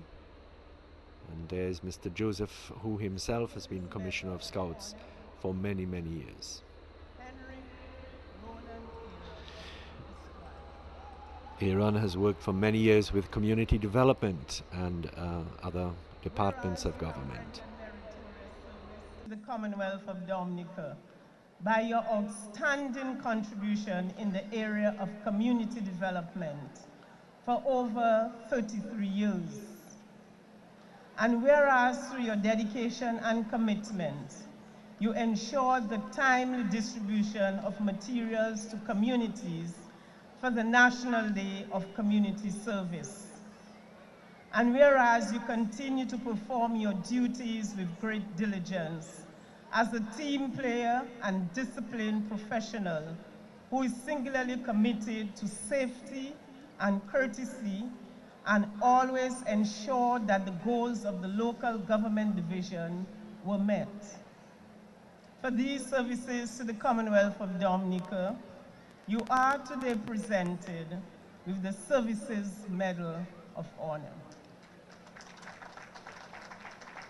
Mr. Aaron, who in those over 30 years has really worked in many areas. You see him in whenever there are things that the welfare, the community development, particularly local government activities, always ready to assist the various commissioners and other members of staff of the local government department in carrying out the services rendered throughout Dominica.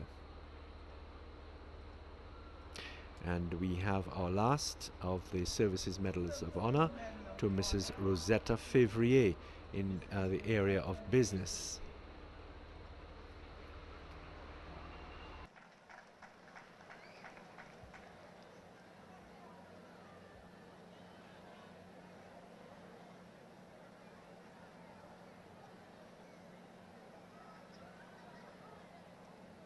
Whereas you have rendered meritorious service to the Commonwealth of Dominica by giving dedicated service in the field of business for 30 years.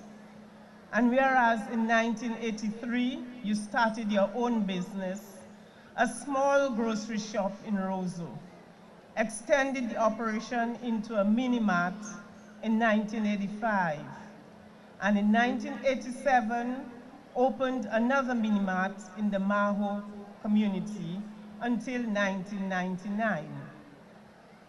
And whereas you diversified your operations and started the sale of animal feed at the mini-mart in Roseau, where you employ 8 individuals, 4 full-time and 4 on a part-time basis. For these services to the Commonwealth of Dominica, you are today presented with the Services Medal of Honor. Mrs. Rosetta Février, and the encouragement that these awards give to people in various fields. Sometimes business is sort of taken for granted, and that is why you find from time to time businessmen who have contributed. Yes, they are entrepreneurs who are making money, but at the same time their businesses actually contribute to the overall economic and social development of the country. And that is why particularly small businesses, as in this case of Mrs. Rosetta Février, small businesses and self-employment are to be encouraged. It is not just the case of waiting for an employer to offer jobs, but that people can form their own business, be self-employed, and employ others. And she's getting her congratulatory kisses from Felix Henderson and Pastor Peter R. Augustine. And so that completes the section of the Services Medals of Honor. Mr. Arlington James, Mr. Josie Jean-Pierre Prince, Mr. Michael Farrell, Mr. Charles Walters, Mr. Ernest Philip Pascal, Mr. Davidson John, Mr. Henrik Ronald Aaron, and Mrs. Rosetta Février. And we have one award left, and that is the Long Service Award to Mr. Bernard Daru in education. By His Excellency Charles Angelo Savre, DAH, President of the Commonwealth of Dominica. To Bernard Daru, Esquire. Whereas you have rendered meritorious service to the Commonwealth of Dominica, now therefore I, Charles Angelo Savre, President of the Commonwealth of Dominica as aforesaid, by this my warrant do grant and confer on you the dignity and honor of the Long Service Medal, which I am empowered to bestow on those persons who have rendered meritorious service to the Commonwealth of Dominica. And I do further order by this my warrant that you be awarded the Medal of Honor in recognition of your services to the Commonwealth of Dominica, given under my hand and the public seal of the Commonwealth of Dominica this 3rd day of November 2013, President. Long Service Medal to Bernard Daru, Esquire. Whereas you have rendered meritorious service to the Commonwealth of Dominica by your outstanding contribution in the field of education for over 43 years. And whereas your career was highlighted by your invaluable contribution as a sports teacher for 30 years, and had the honor of coaching the only cricketer from Petit Savan to play for Dominica in the Windward Islands tournament.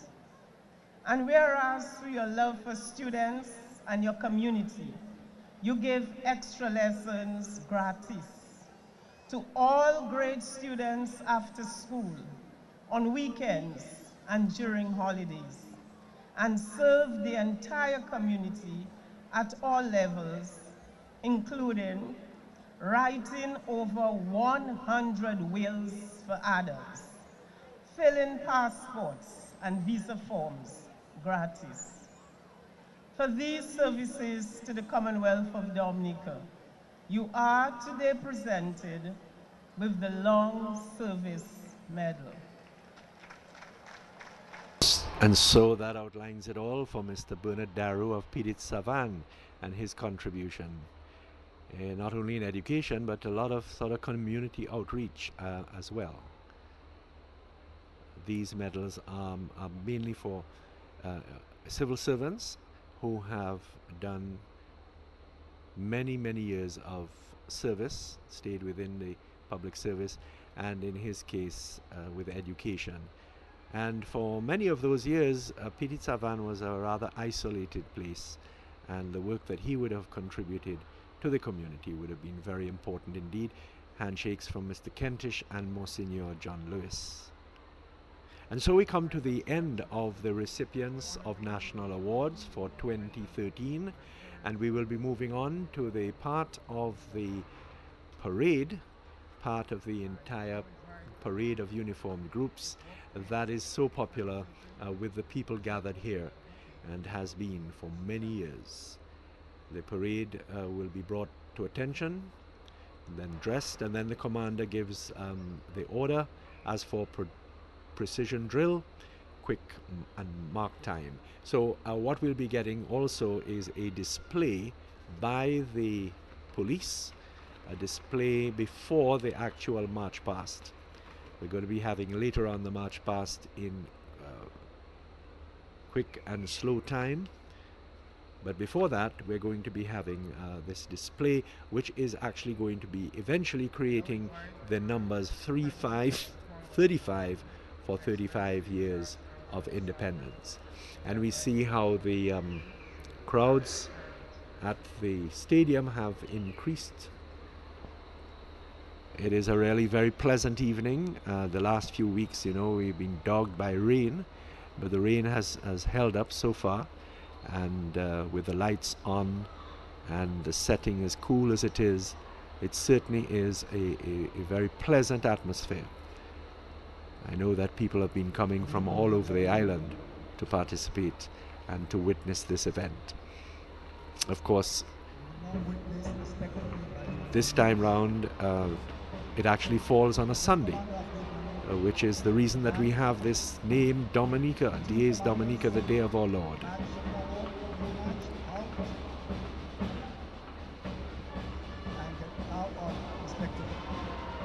There is a commentary going on. I'm not sure if you all can hear it, but basically the parade is brought to attention. They're dressed.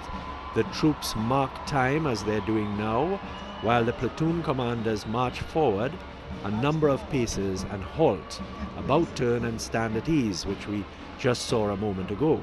Then the platoons will turn right and march forward 8 paces. So we're going to be seeing that.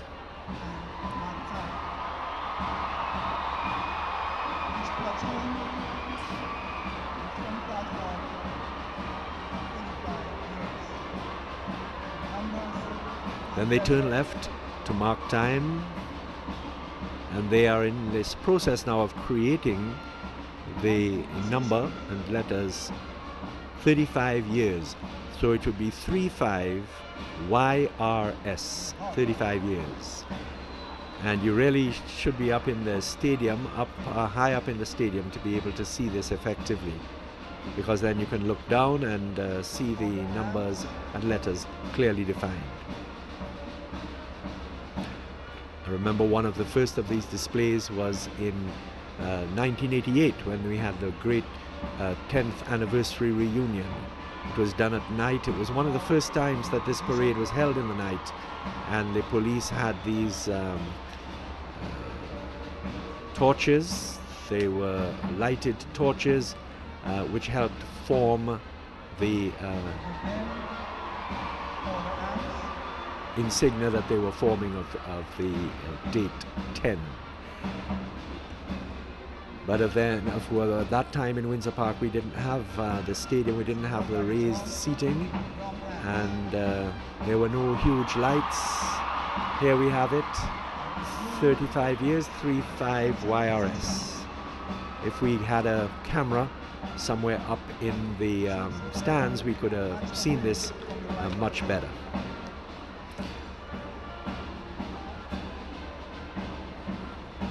And then the intricacy now of leaving this position and going back into the lines of platoons. Cadets very much involved in these parades.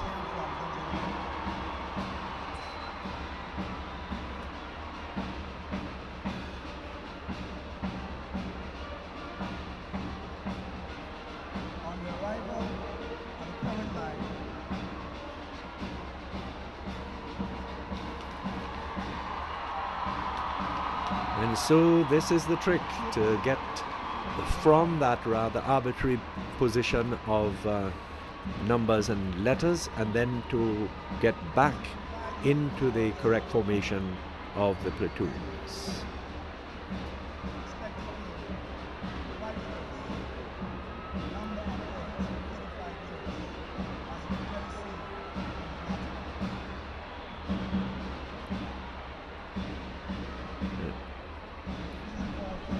The guns have been left. The drill rifles have been left.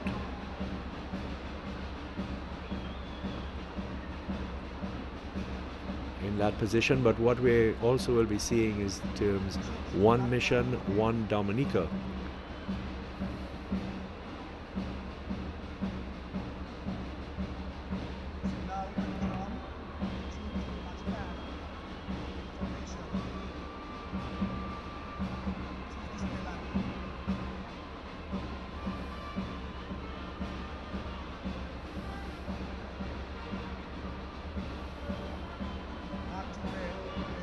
See the guns that have been left there also outline 35 years, 35 YRS.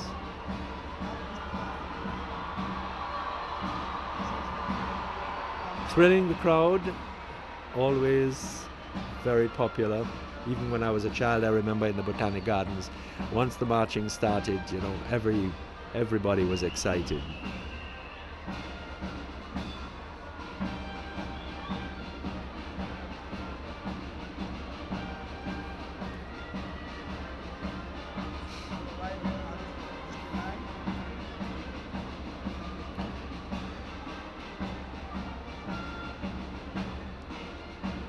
Now, although we can't see it very clearly from here, this new formation is supposed to represent one mission.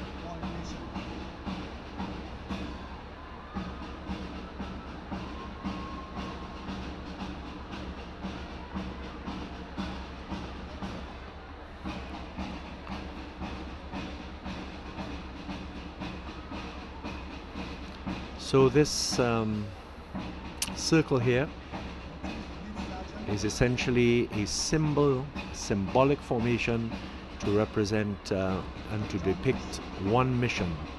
Everybody joined together in one mission.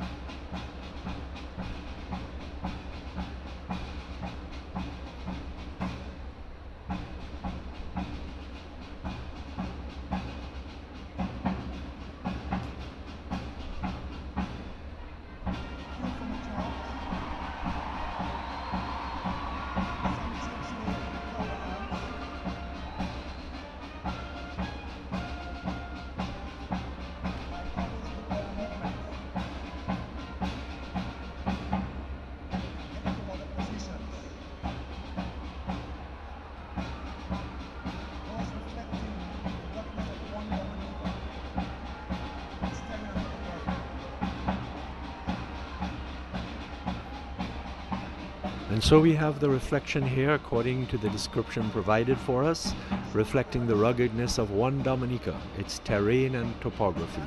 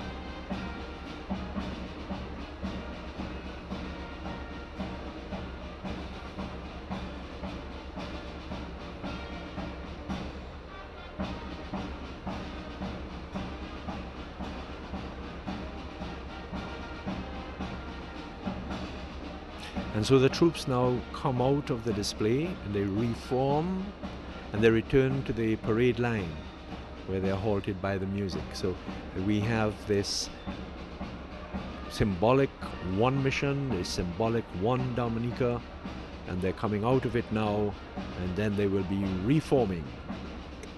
It must have taken weeks of practice, rehearsal, doing this thing over and over again to be able to achieve this type of precision. And this is really done only once a year. It isn't as if on a regular basis the police are marching in platoons. Years and years ago, when they were going out on the beat, they would actually march through the streets of Roseau, small platoons of them, and then each policeman would then go off from that main platoon at the various corners of the street where they were taking up their duties. And then similarly, they would march back at the end of their beat to the police headquarters. But that's not done anymore. Systems have changed, and in spite of that, you do get this remarkable presentation, great precision marching, once a year, manifesting the spirit of nationhood and pride in the Commonwealth of Dominica.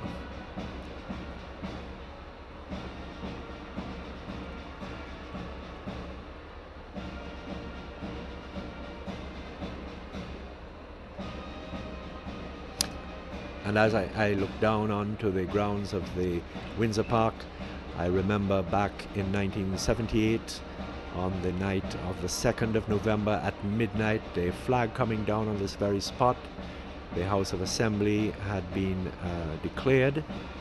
On the stage, in the Windsor Park for that night, and I was a senator, one of the first new senators in the Constitution of Dominica, and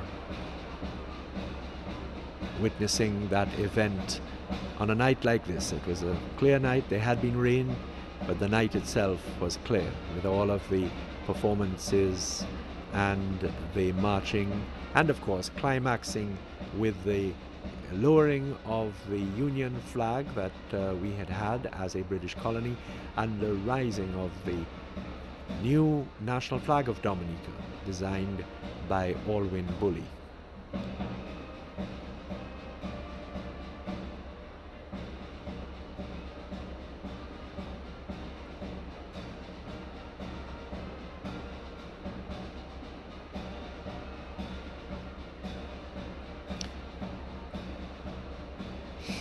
So President Savrin takes his position on the saluting days once more in preparation for the main march past, and you can hear that amazing applause coming from the assembled thousands here at the Windsor Park Stadium in response to the wonderful precision drill and display put on here by the uniformed groups as part of our 35th anniversary of independence.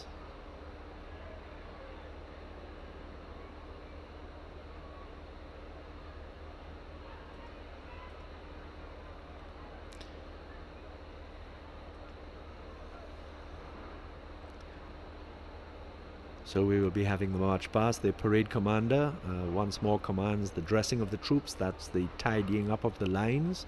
And once that is completed, he gives the command to advance in review order by the center quick march. The troops march forward and halt at the 15th pace. This is always a thrill, this precision of quick march directly forward for 15 paces.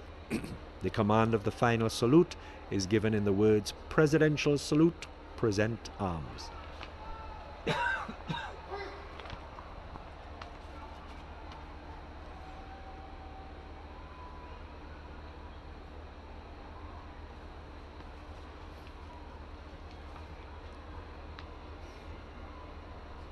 Parade commander, superintendent, acting superintendent Ainsworth Irish. Second in command, ASP Claude Weeks.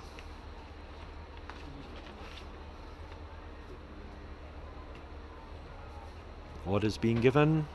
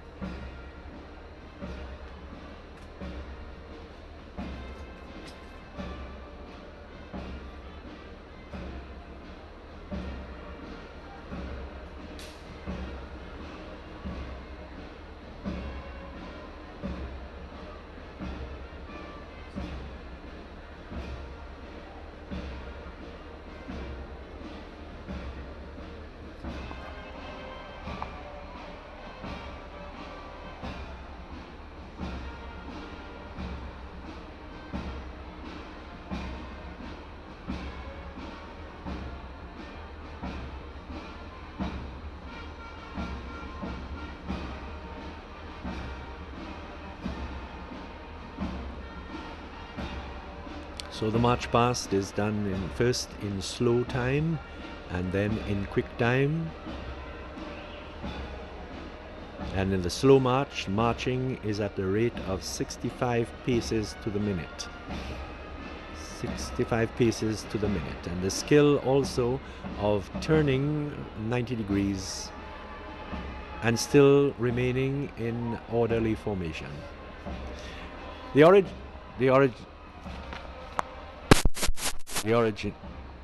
origin of all of this, of course, was in the days when armies fought on an open field, and the commands that they were given were related to the general's decision as to how they should be formed to attack the enemy. It was in a way like a giant football match, if you want to simplify it in that way, and that the troops had to be in formation to approach each other in battle. And these orders were given, and they would have to shift from one formation to the next. So here we have an example of it, in that they're facing in one direction and then have to shift. So that here we have His Excellency the President taking his first salute.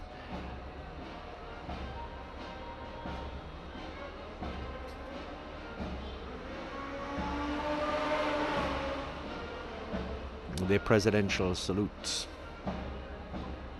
which forms part of this march past.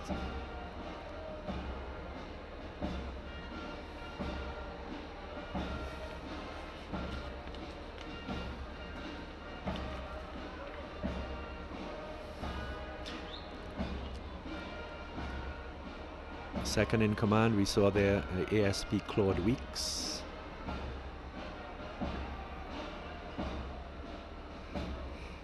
And then the point between the four platoons, we see the Dominica flag, the standard of Dominica, within a small group representing all of the uniformed groups.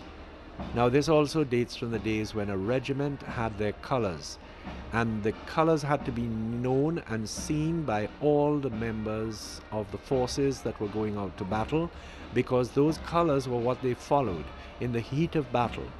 It was the colors that represented the center of action, and that they had to know these colors very well indeed, so that they didn't get them confused with the enemy colors or anybody else's. And that is why the review and the parading of the colors forms part of this march past.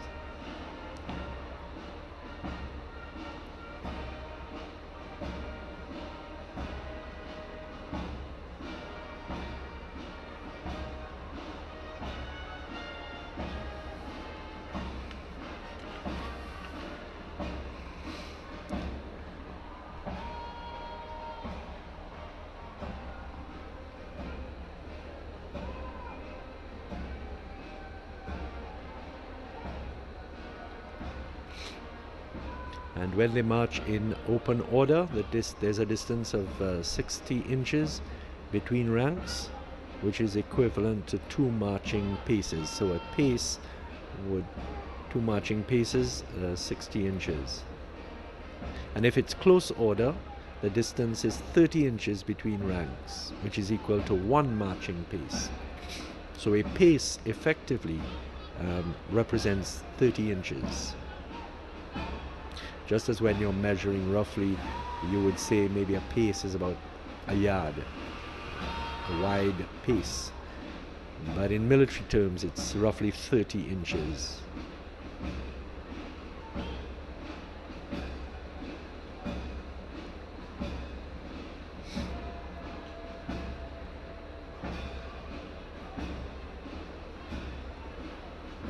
And here they all come around, they will be positioned together once more and then break into quick march. And quick march is marching at the rate of 116 paces to the minute. So we see the comparison. The slow march, which is still going on now, is marching at 65 paces to the minute, and the quick march is marching at the rate of 116 paces to the minute.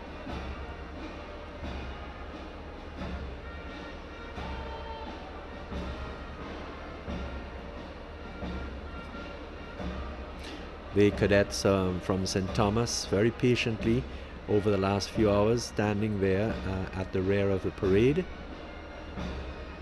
They did some performances, some displays during the youth rally. But they are, although they are present at this parade, they are not actually participating in the march past or in the earlier displays which were done. One of the reasons, of course, being that they hadn't been present in Dominica to participate in the rehearsals that are required for this. They came in 30th of October, 1st of October, and they have been staying at the newly rebuilt troops barracks at Fort Shirley. And so now we are going to be moving into quick march.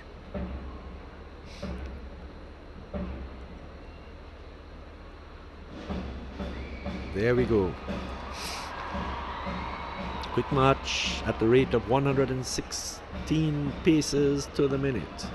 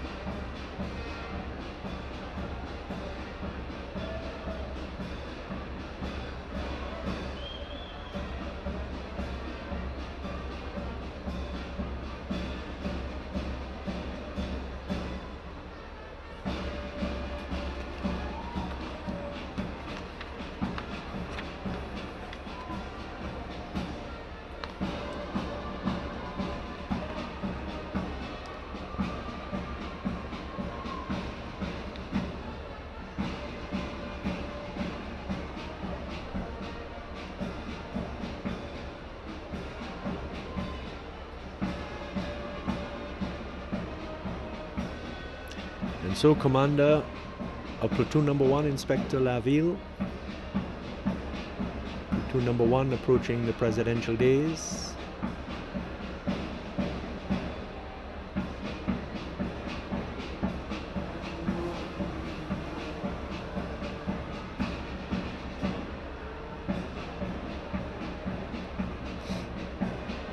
Eyes right.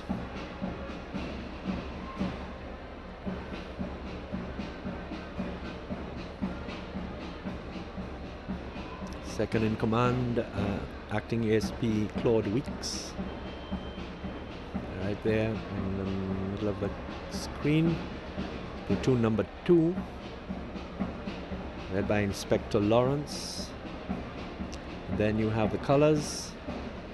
Platoon Number 3.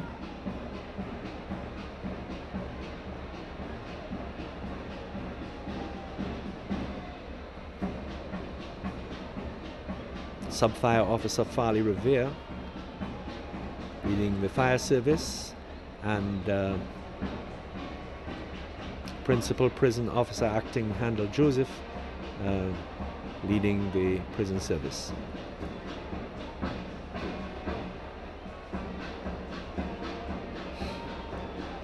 Followed by the Platoon Number 5, which is made up of the Cadet Corps, led by Company Sergeant Major Sherwin Mitchell. And they are followed by the cadets from St. Thomas, most of whom are women. There are 27 women, 27 females, and 14 males. Immaculate in their military outfits.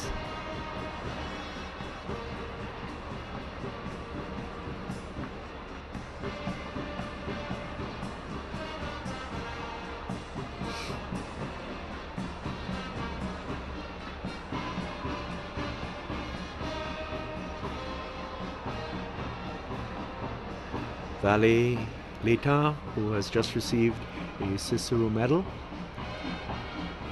the Cicero Award of Honor, for her role not only within the administration and leadership of the government band, but of course also her work as a music teacher over many years.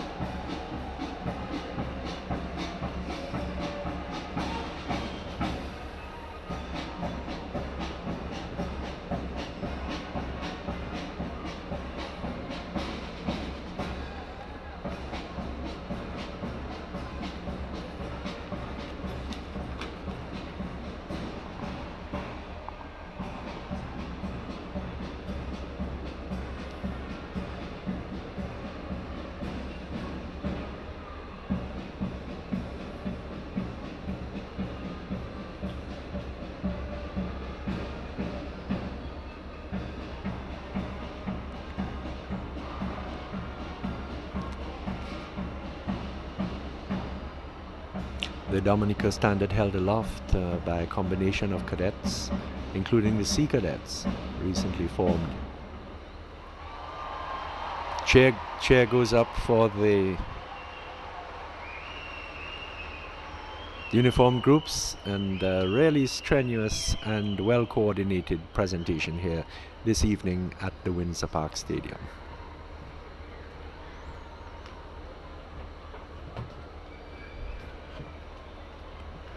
And so we move into review order I was mentioning before, which brings the parade to an end, and that is the advance in review order by the Center Quick March.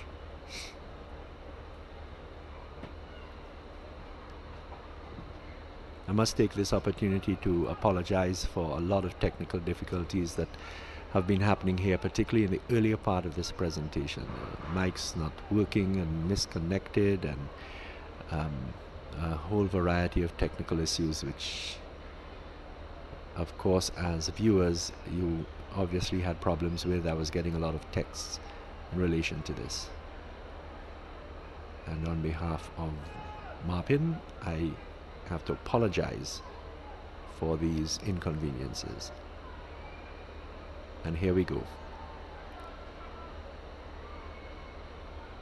Orders for advance in review order.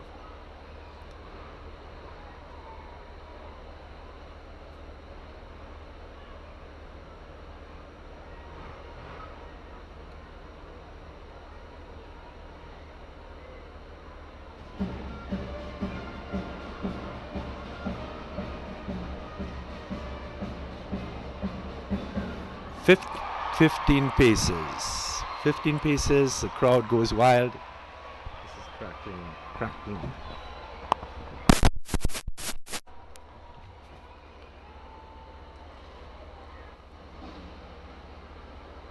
The command of the final salute is given in the words "Presidential Salute, present arms." The troops present arms and the national anthem is played. The order of arms is given, signaling the end of the parade.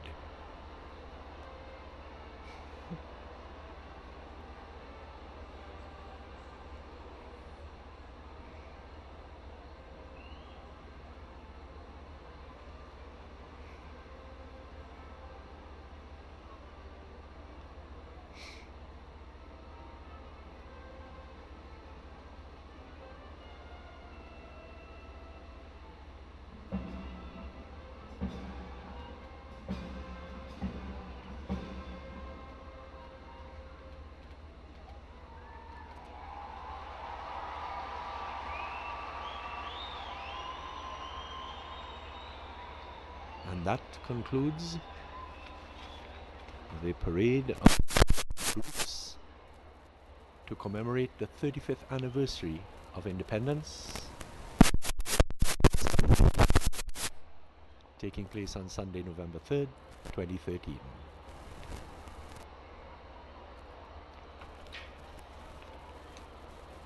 In the Prime Minister's address, there was the usual coverage of developments and subjects of intent, an overview, a sort of address and State of the Nation report that usually takes precedence during occasions such as this. His concern for agriculture, infrastructure, these were mentioned, 4 million for a vessel to transport agriculture.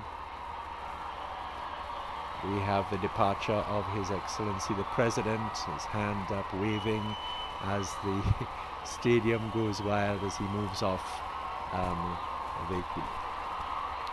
And what has become a tradition here, the Honorable Prime Minister makes a walk, a sort of circuit, like the Olympians who have completed a race and they move.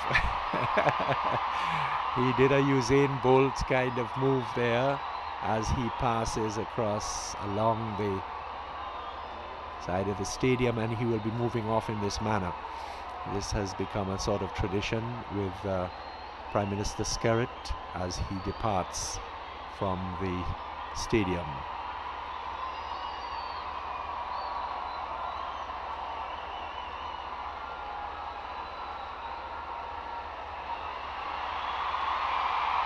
And he makes a joke there, once again, kind of imitating a athlete at the end of a successful race.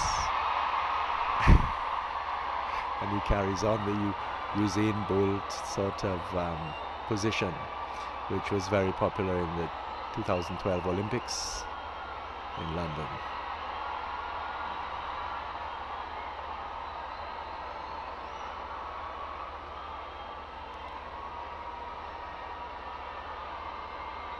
And so in that speech, unfortunately for Marpin viewers, the first part of the speech was very distorted because apparently there was a lack of proper connections of microphones.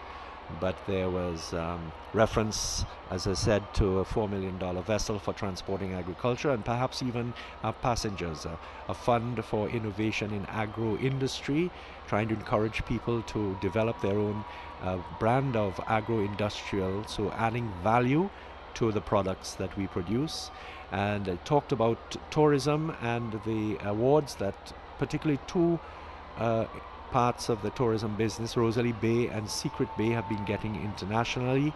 Made mention of the forthcoming Cabritz Hotel and Spa over there at Portsmouth in the north, and the training that is being done for people who intend to be working there.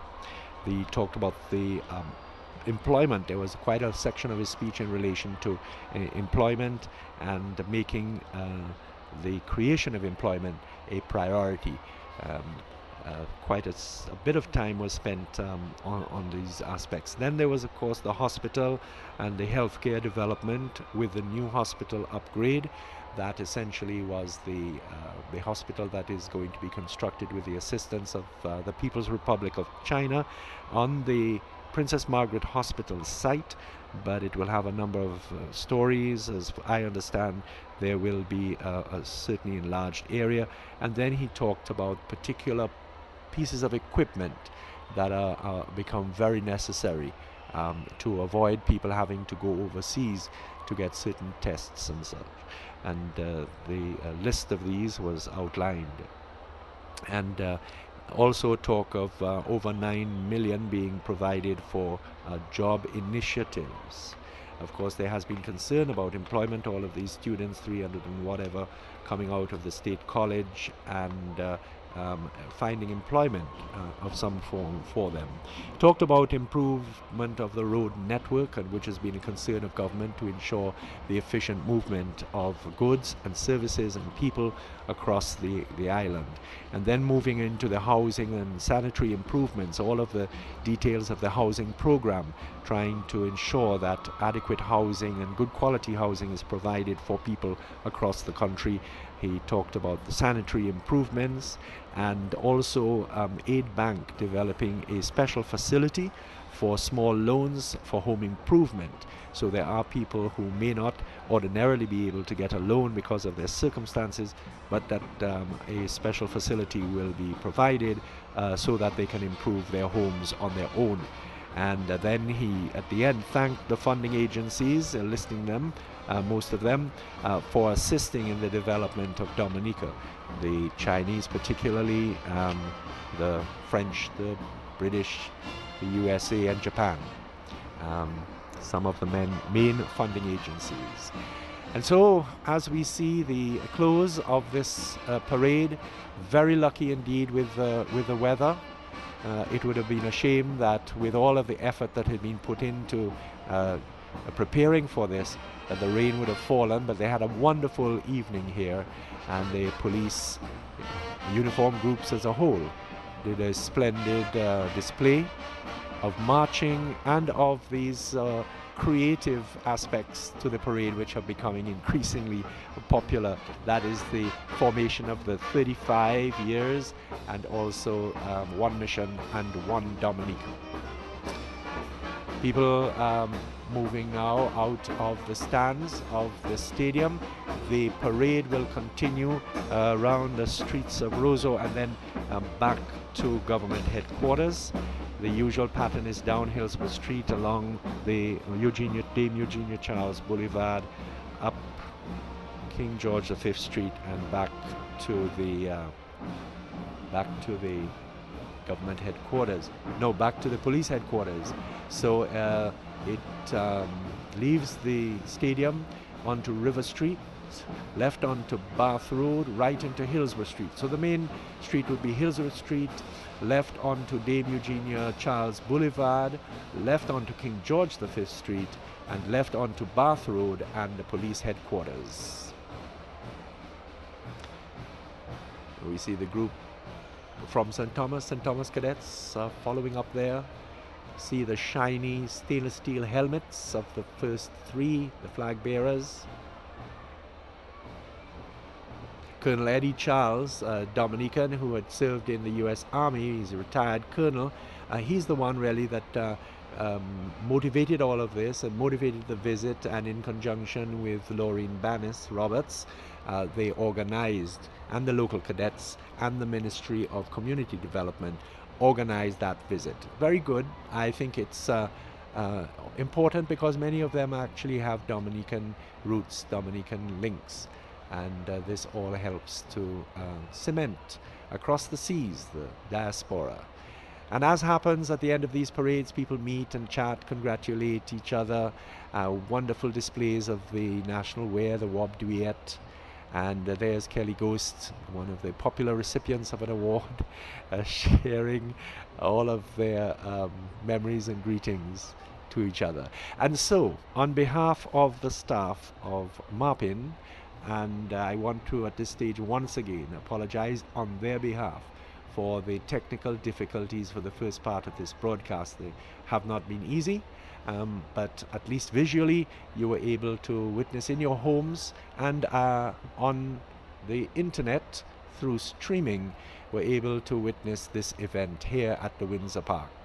And so the 3rd of November 2013 closes in an upbeat spirit, as has been going throughout these celebrations. I wish you all a very pleasant evening, and this is Lennox Honeychurch signing off from this outside broadcast at the Windsor Park Stadium, Roseau, Commonwealth of Dominica.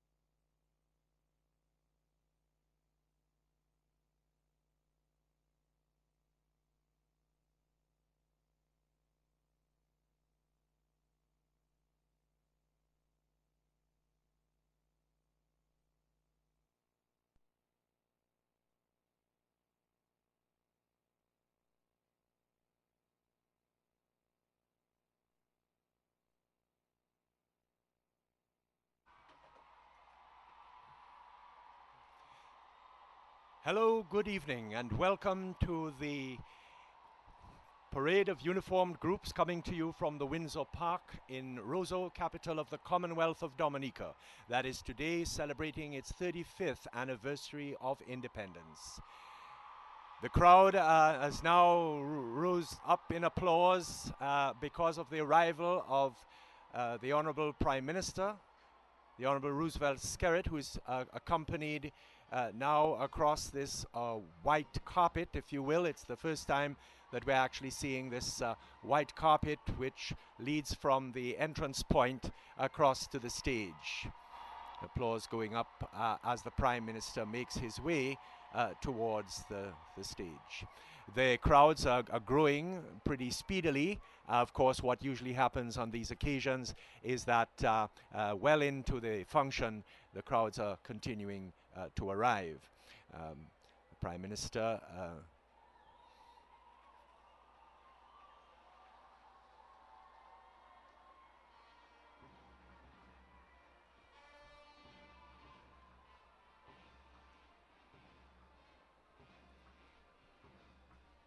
You go back up his camera yet? No?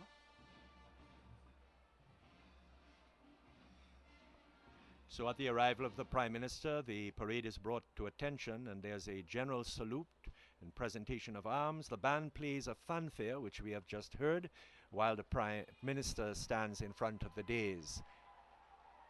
We see here before us the uniformed groups in preparation for that parade, and behind them is the cadet group from St. Thomas in the US Virgin Islands that has been here. We'll be soon seeing the arrival of His Excellency the President and the fanfare for the President and the national anthem, which will then commence the parade of uniformed groups here at the Windsor Park Stadium, the central place for sport and national events in the Commonwealth of Dominica.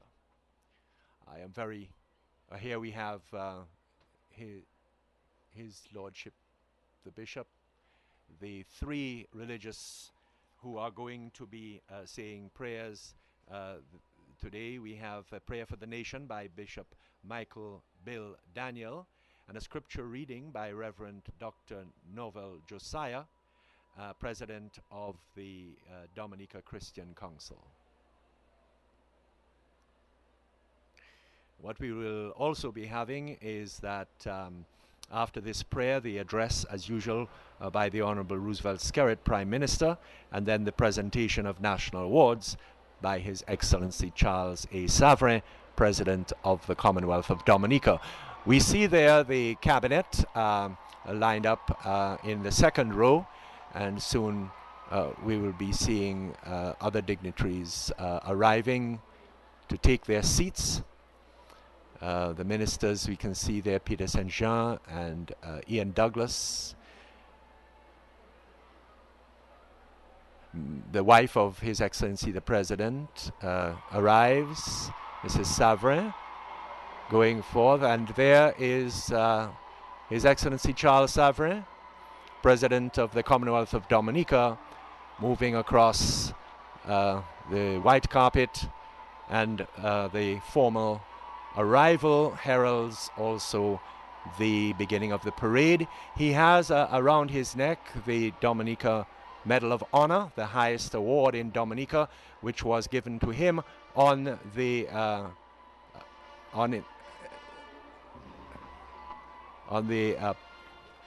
day that he became President of Dominica. His ADC next to him and the Chief of Police.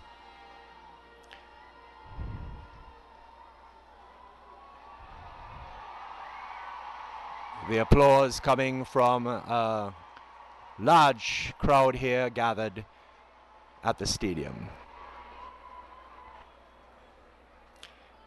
The President then takes